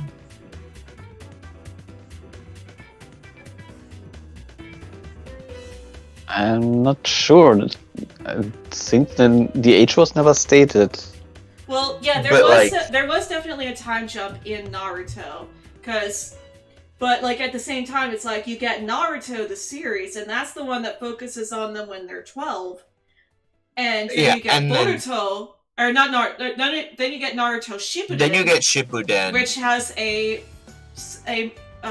multiple year time skip. I think they're like 16 at the start of Shippuden. Shippuden time jump was 3 years, so he's 15 then. Yeah. Well, also you also have to consider the fact that Naruto, the main series, would have taken place, at least a year would have passed with how long the original series was. Mm-hmm. Because I think both Naruto and Naruto Shippuden were like 500 episodes. Maybe. Yeah.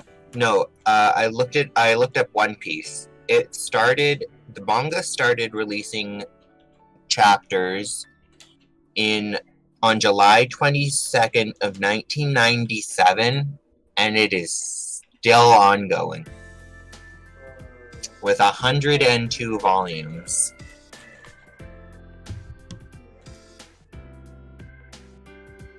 And a total of 98 volumes of the English version have been officially released.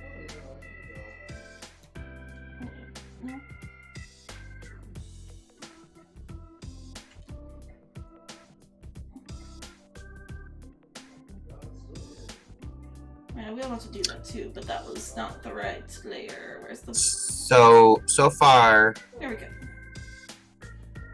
Yeah, in Japan, issue 102 was released in April.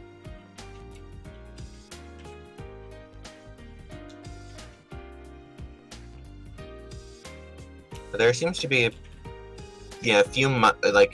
good few months between releases. Because issue 101 came out in December of 2021, and then issue 102 came out in April of this year. Oh. But it's like, it started in 1997, and it's still going.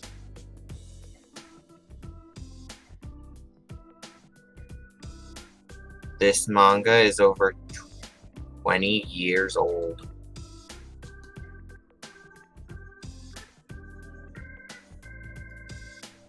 Because from 1997 to 2007 would have been 10 years. Then 2007 to 2017 would have been 20 years.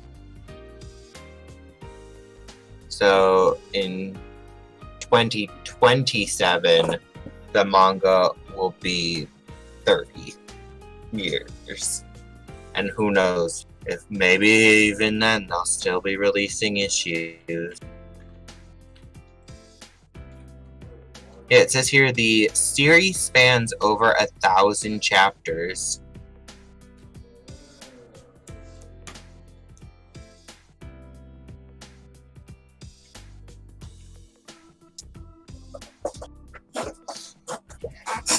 Let's see. So that's 1,000 chapters of the manga with 102 volumes. Let's see how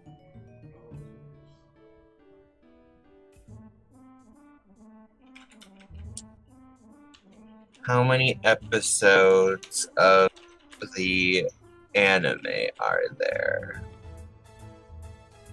1,024!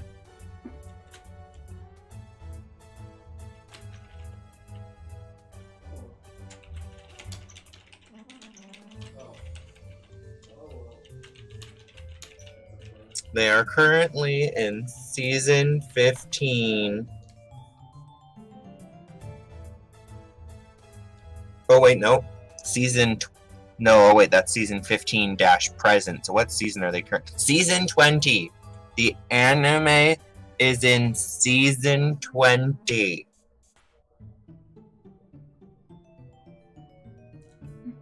Whoa. I don't know when I stopped. I never even started. And you know what? It's Like, been I over love- 4 years since we last got anything from Cardcaptor Sakura Clear Card.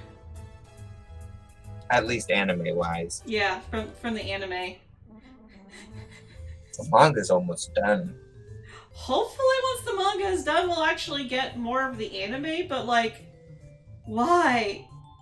Why can't They haven't even announced anything of like, we're working on a season 2. It was just season 1 ended.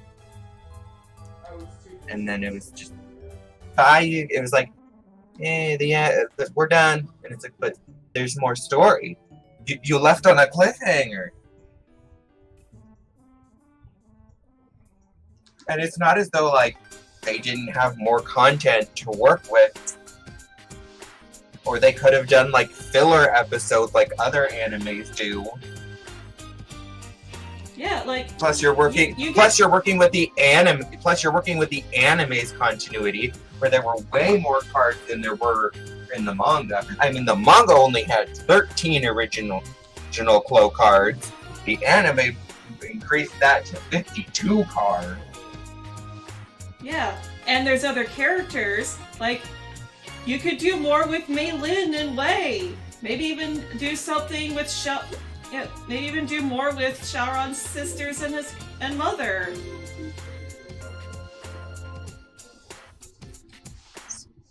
It's like you could do filler, and it's not as though the manga. It wasn't as though they had even caught up to where the manga was when they were like, "Oh, that's the end of the season." So I'm pretty sure the manga was a few chapters ahead of the story of what was going on in the anime.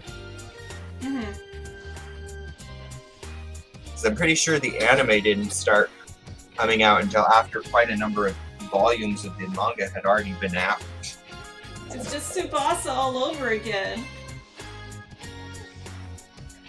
It's like, this time we don't even have the, Clamp wasn't liking where the anime team was going. The anime seemed to be sticking, other than a few minor changes to make sure that it was in continuity with the original anime. Yeah, like explaining how Akiho and Kaito can live at Ariel's old house when in the anime it got torn down and replaced with an amusement park. Yeah. They explain that in the anime. They even have stuff. They even have like flashbacks to the school play from the second movie in Clear Card. And even stuff and that completely new animations, like. And that movie is like anime only, like continuity. Mm-hmm. So it's like, other than a few things to make sure that it stays in continuity with the original anime, they were sticking pretty close to Clamp's story in the manga. So it wasn't as though Clamp could be like, hey, you're not following our story, we don't like what you're doing with all this filler. And that's why like the anime got canceled and we didn't get another season. No, it was just season 1 ended, and then there's been silence since. I'll be right back. Okay.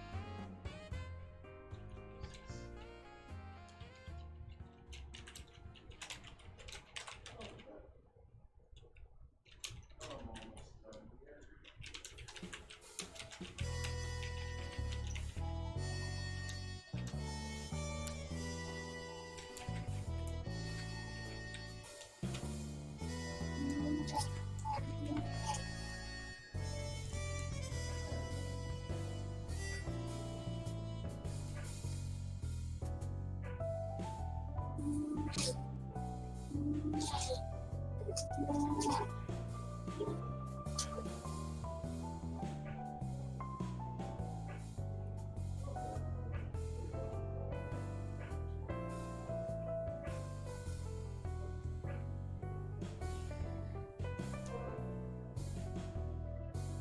shoot.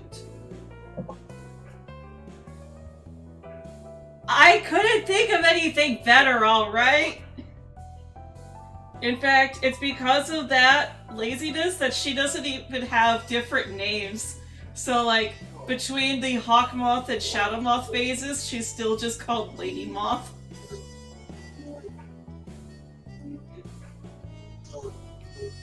I mean, Ladybug. And she just becomes Lady Noire when she uses the Cat Miraculous. That's not all. Then Adrian just, when he's using the Ladybug Miraculous, he's just Mr. Bug.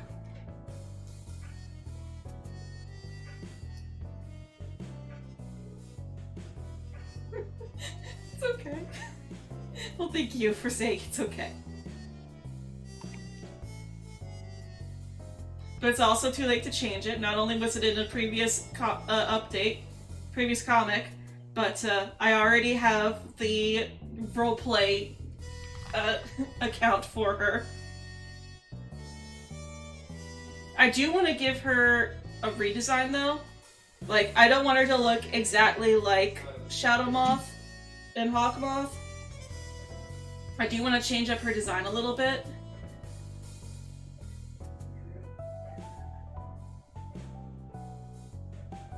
Sort of like how, you know, Adriana, you know, her design is still heavily based on Adrian, but she's got the cropped jacket, her sleeves are shorter, her jeans are a bit lighter.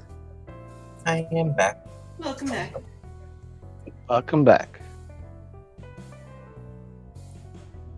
But, like, I think we can all agree that just trying to make Shadow Moth with a female frame would not look good. It's like, where's her hair go? Oh, under you. So I've already shown that Gabriella does have longer hair. It's just pulled back into a ponytail. Yeah, she does. I mean, there are some aspects of Shadow Moth's design that would look good on a female character. Like, I'd probably make the coattail a bit longer, for one thing. But I think I would take the whole thing of having her of just two separate masks that are just on top of each other, and like turning that mask into like an actual, just like a single mask.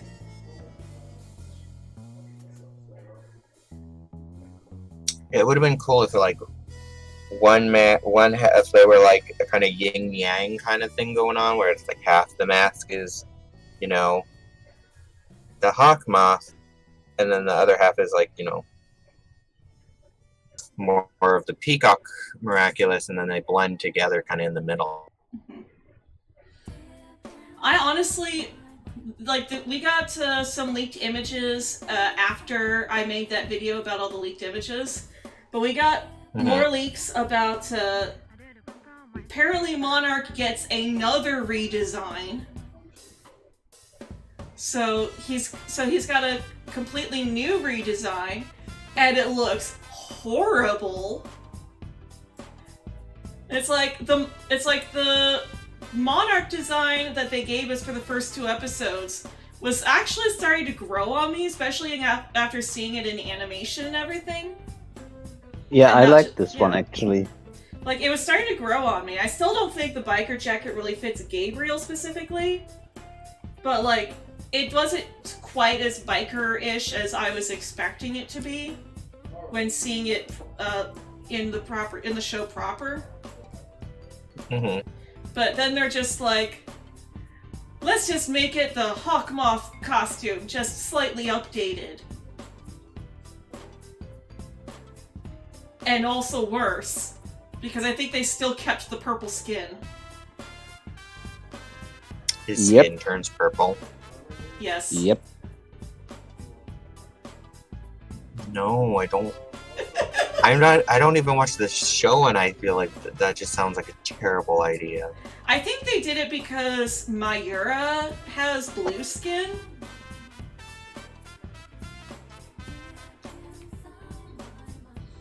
But like it worked better on Mayura.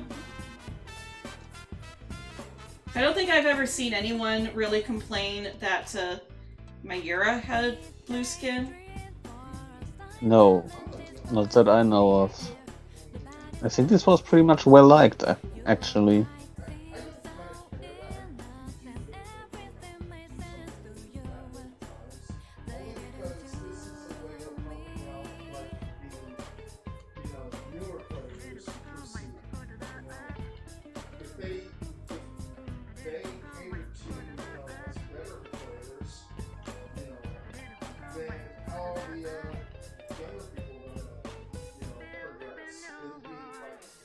I just realized that I forgot to color in Flag's mouth. I can hear my boyfriend in the background. Yeah, he's in the living room. I think he's in Torrent's server. He is.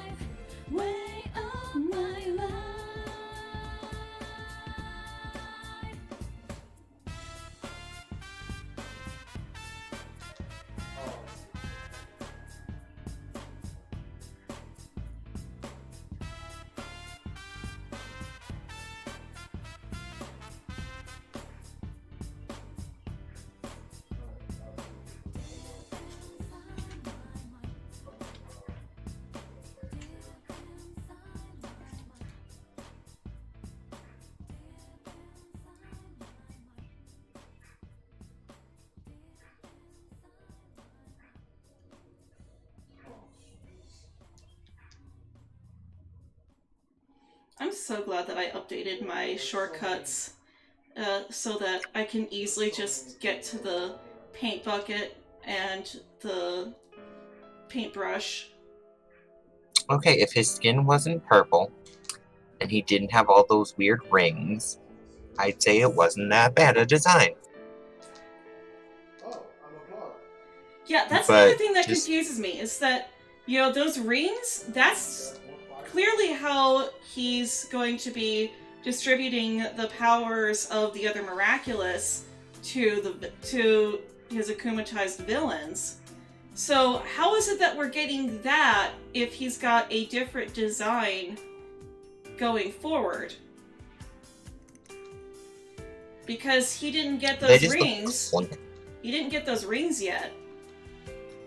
They just look clunky. Well, the thing with those rings, I mean, we haven't actually gotten any confirmation yet, but they make it pretty obvious that this is what it is. Those rings are made by, like, essentially, like, from what you can infer from what we've got already, those rings were made by Kagami's mother, Tomoe, specifically so that he could transfer the power of the miraculous to his supervillains. Like, Yep. Is that what he previously looked like? In the first 2 episodes, yes. Well, the one with the jacket, yes. Yeah, the second one you sent Uh, with the umbrella and the. Yeah, although he Yeah. wouldn't have the umbrella anymore because that was specifically with the Bunny, bunny the miraculous. rabbit miraculous. Yeah.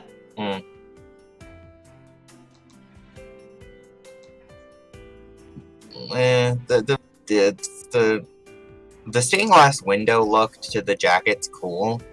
I don't know what's going on with the weird crown thing. That's another miraculous. Oh, okay. That's the monkey miraculous. So he's got what? How many miraculous is going on here?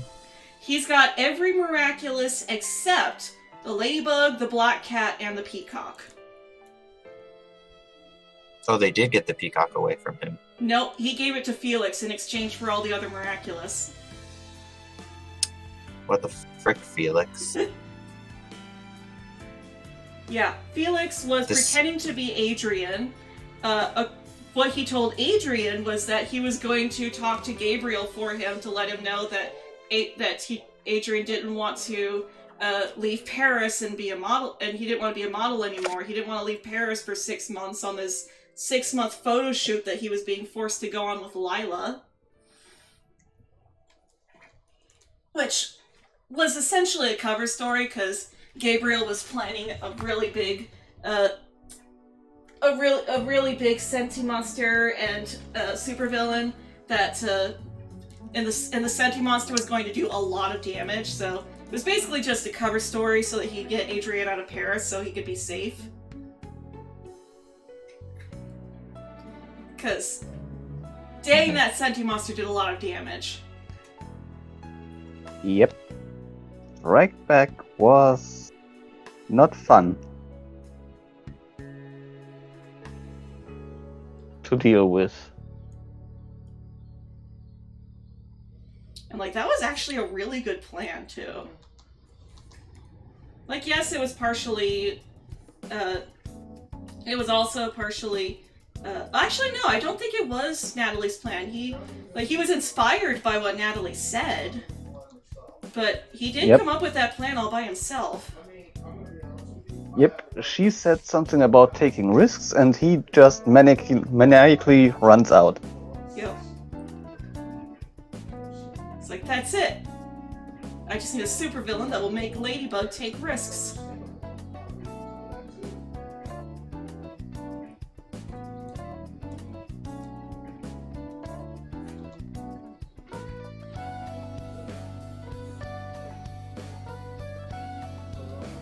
And so he made a supervillain. I mean, it's hard to judge the new design because we're only seeing the top half of it.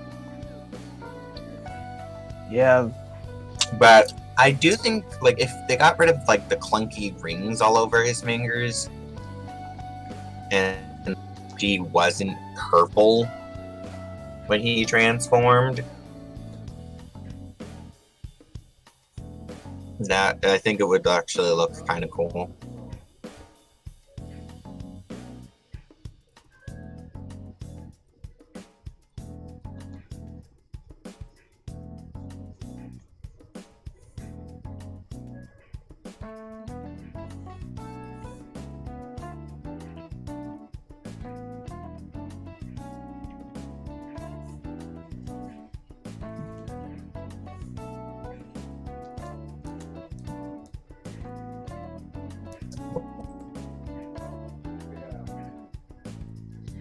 But, like, the stained glass thing design on the jacket's cool.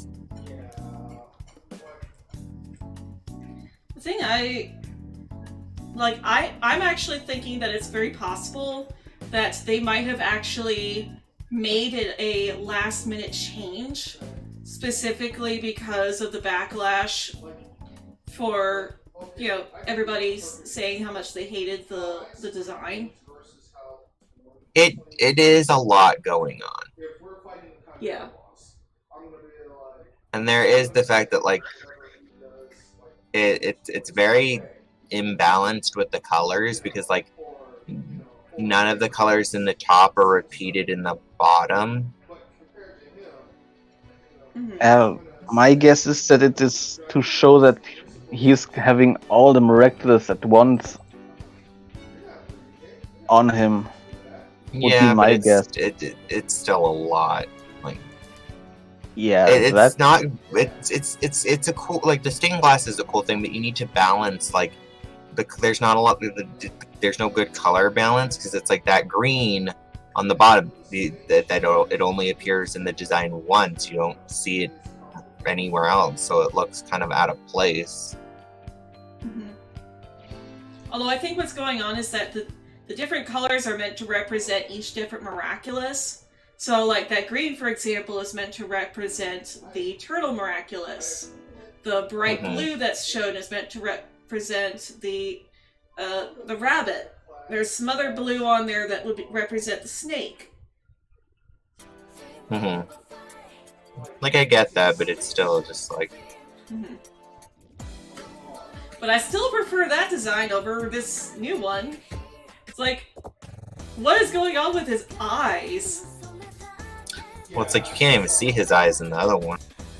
Well, that's because his eyes are being covered by the horse miraculous, which is a pair of sunglasses.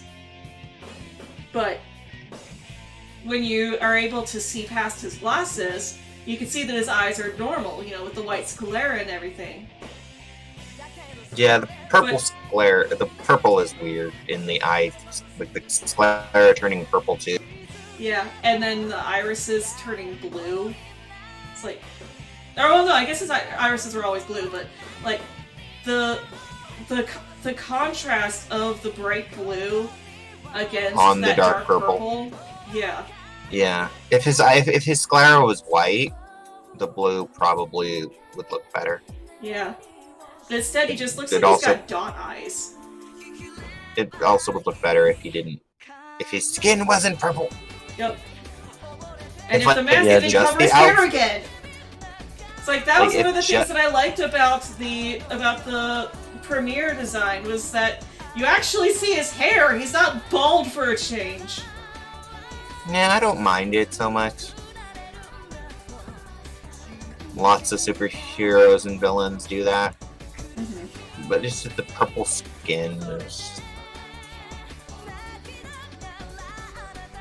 It's like, sir, I can't take you seriously as a villain, Lynn. With your purple skin.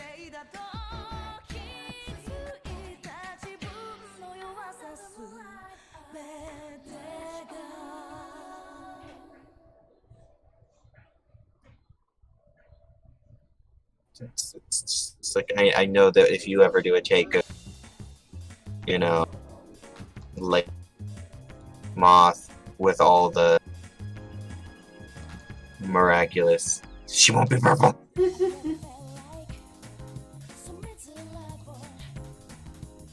It's like for some villains, purple skin works for them when their skin was always like when they've had that skin tone from the very like beginning. And sometimes when they've got a very monotone costume which is just various shades of it, you can get away with it because, you know, it's just it because otherwise the skin tone, you know, the regular skin tone might clash. Cause like I do think that Mayura does look better with blue skin than she would have with normal skin. It's like I could just imagine how she might have looked if she did have normal skin, and I don't think she would have looked that great.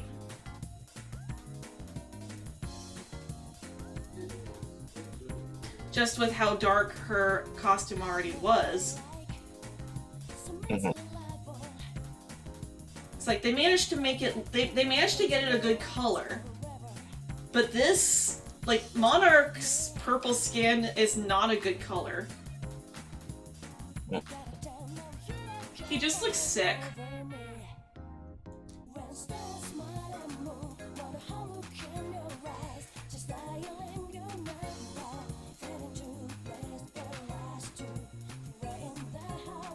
It's like, sir, oh my god, he's purple. That means he's not breathing.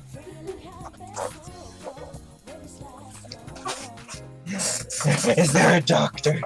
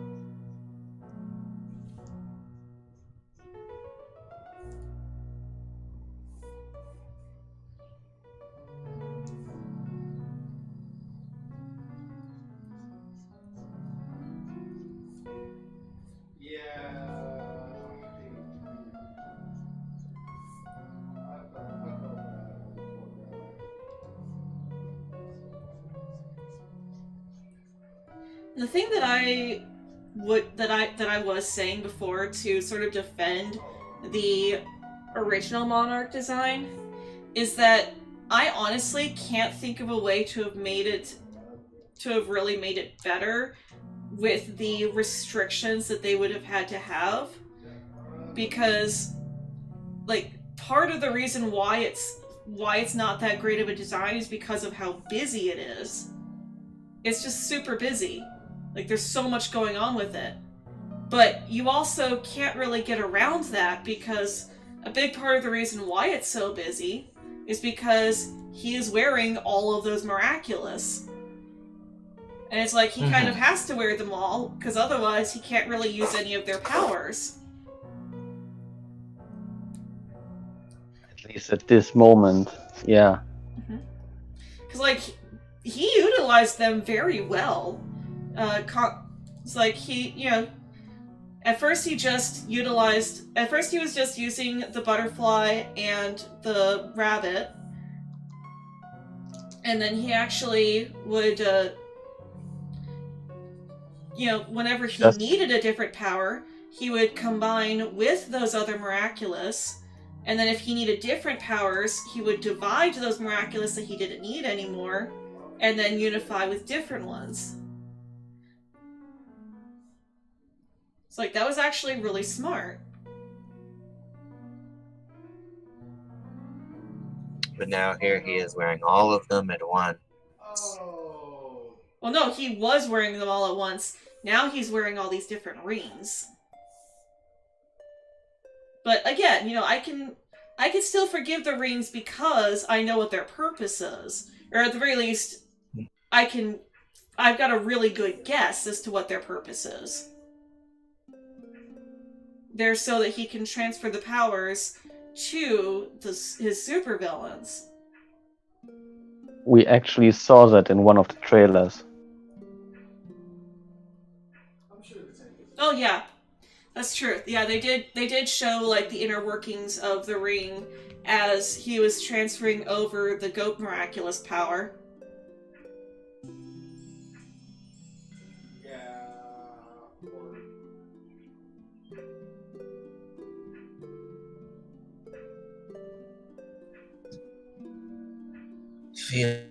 Felix knows not what he.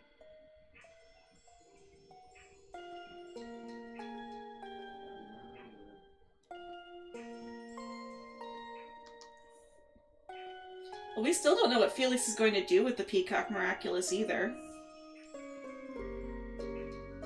No.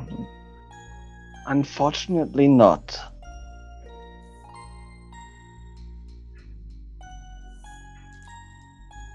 All we really know is that his mother, Amelie, is basically giving him a cover story of, oh, my son, he was visiting with his cousin because they love each other. They love spending time with each other. They're so inseparable. Cat Noire's like, wait, what? When was this a thing? When did that happen? Yeah. Like, since when were he and I inseparable?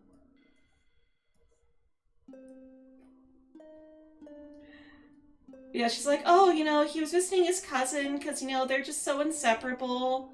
And I haven't seen him since then. He hasn't come home. You'll let me know if you find him, right? And then we find out later that he actually did go home and she does know that he's there, but she was protecting him. But at the same time, you also kind of have to be like, he's her son. Of course she's going to protect him. Especially since it doesn't seem like he's completely told her everything. Mm-hmm. She's like, I'll protect you from those superheroes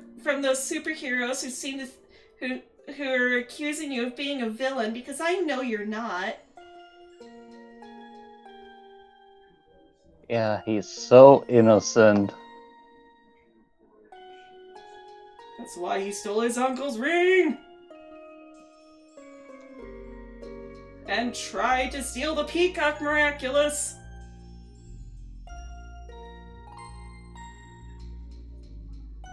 That's what all innocents do, right? Yup. Is steal from their uncle.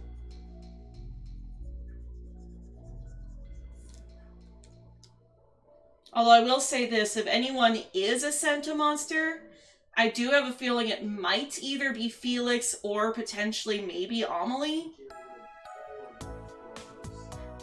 Like, I don't believe that Adrian is a Senta monster. Not at all. But if anyone was to be a Senta monster, it probably would be Felix or Amelie. Just because that would explain why he was so desperate to get the Peacock Miraculous. I'm still not 100% on board with that theory regardless, but, like, I would at least be okay with that.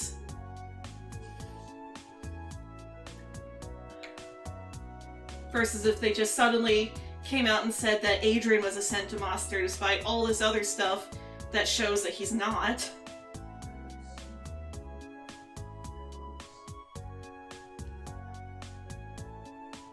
Like, him actually trying to resist getting akumatized in both Cap Blanc and Ephemeral. If So we were like, oh well, of course he was able to resist in Cap Blanc because Gabriel wasn't wearing the ring with the amok in it. It's like, okay, well if you're saying that the amok is in Emily's ring, then why was he able to try to resist in Ephemeral? Why did Gabriel even have to akumatize him? Why couldn't he have just said, give me your miraculous?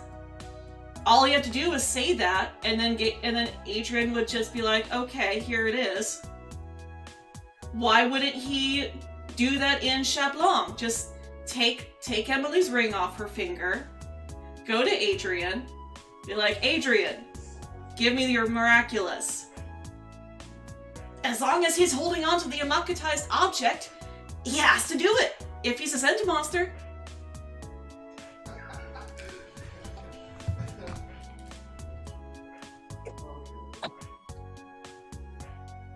It makes no sense.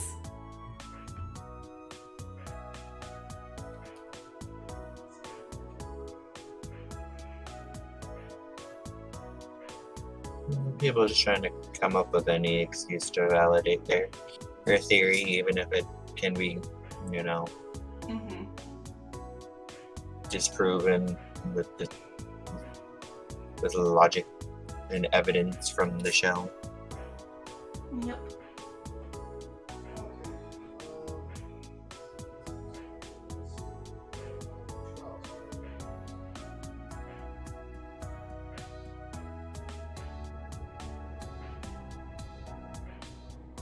Like, honestly, I can't even be mad at Thomas Astruc for getting annoyed by those questions.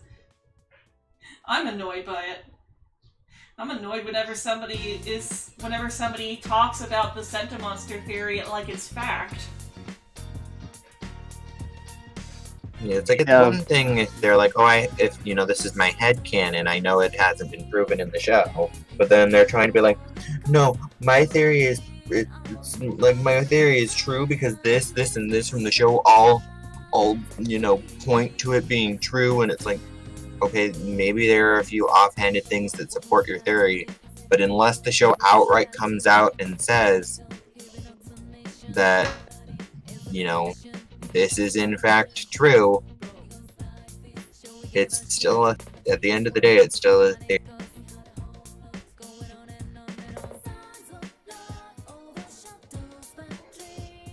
And many were saying Strike Back, so the season 4 finale, actually proved it was right. Like, where?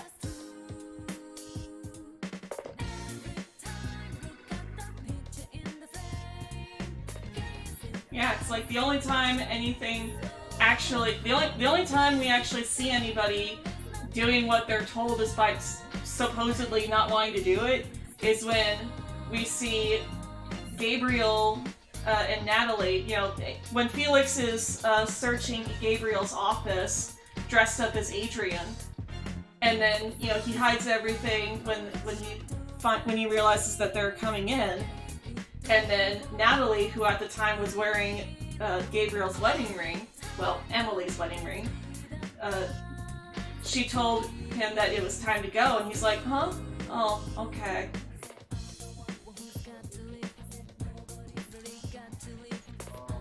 and then just went along with it. But it's like, of course he went along with it. He was A, pretending to be Adrian, and B, his plan all along was not to talk to Gabriel on Adrian's behalf. It was to just get the Peacock Miraculous, and he thought he had it. So he had no reason to try and raise suspicion. Of course he listened to what Natalie told him.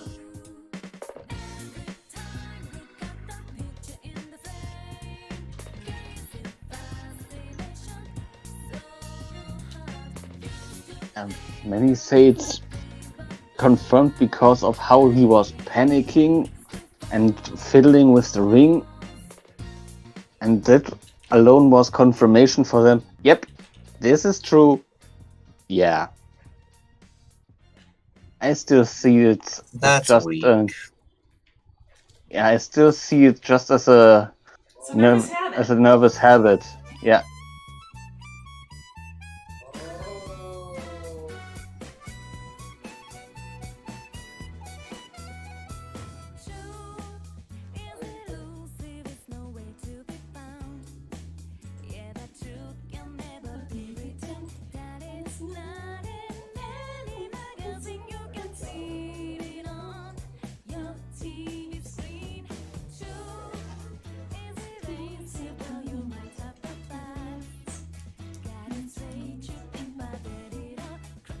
Sorry, I really like the golden theme. No problem. I do need to stop so I can type.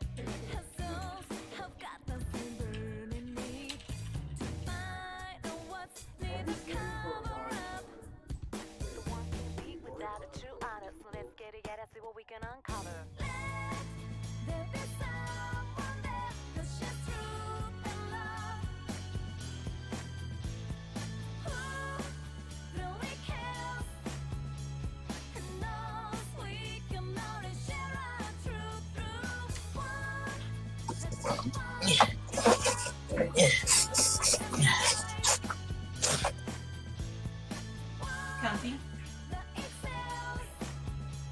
Moving in my chair to get comfortable.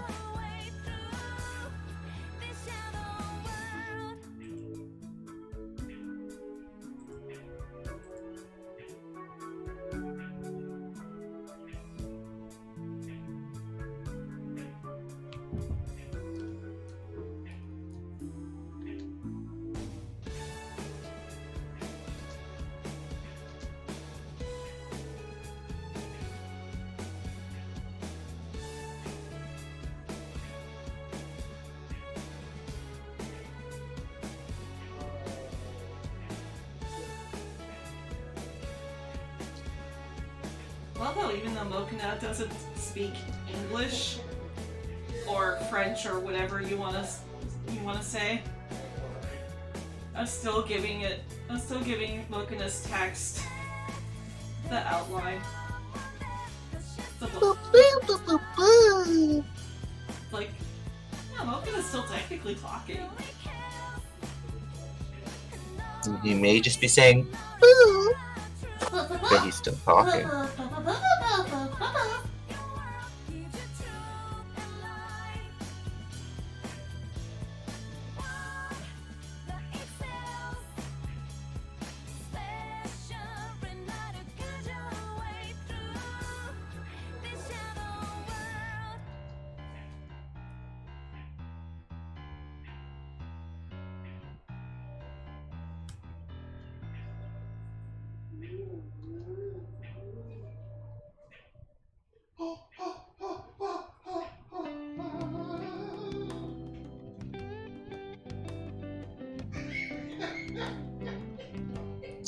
Something has spooked Raven in the game he is playing.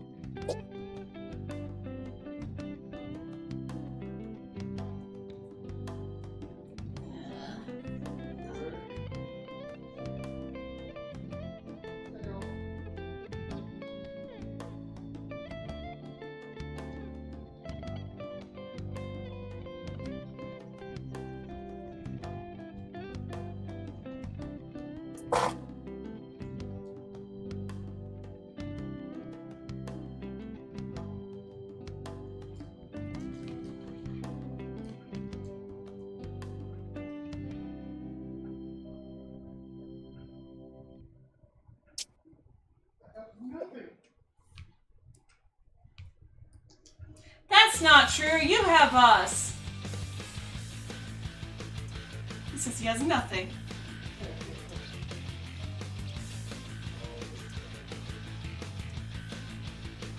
You have friendship. And friendship is magic.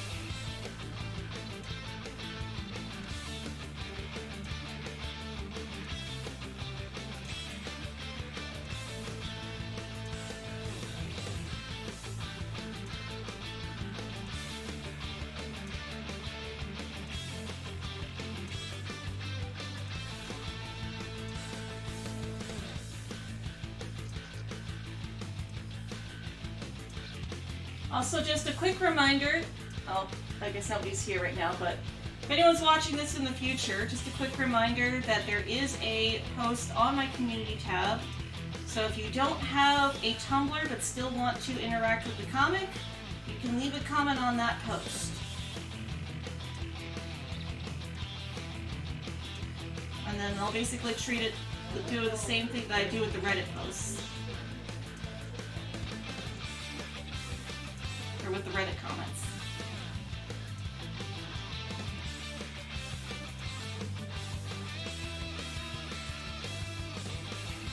I thought it'd be nice to have multiple different ways that people can interact.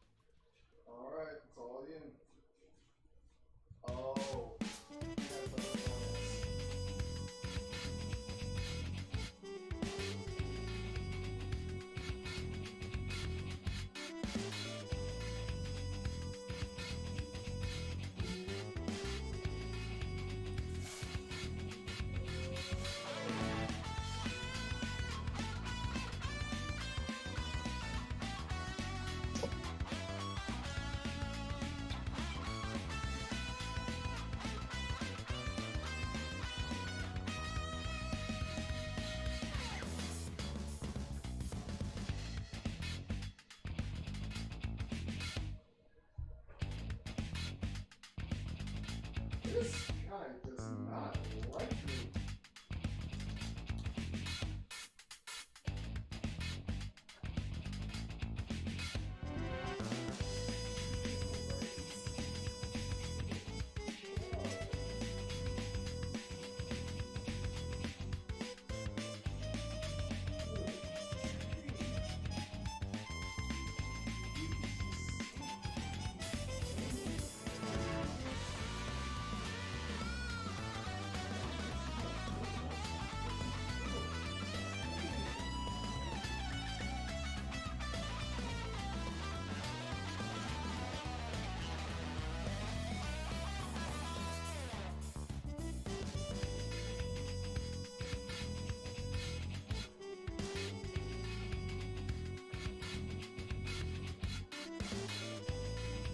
Again, tiny little details that nobody's going to zoom in on.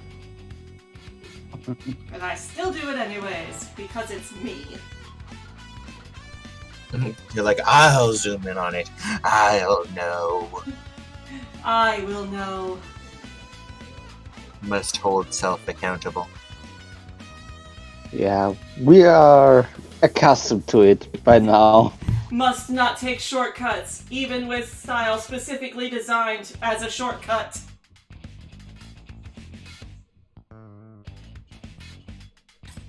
Yeah, that's our Matsuyo. Perfectionist. Just in every sense of the word when it comes to her art. I mean, what's the point if I'm not satisfied with it? Val. Any new comments come in since? Nothing on Tumblr.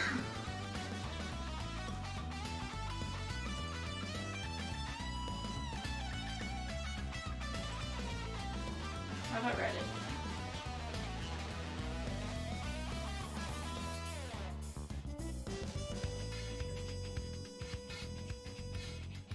Nope.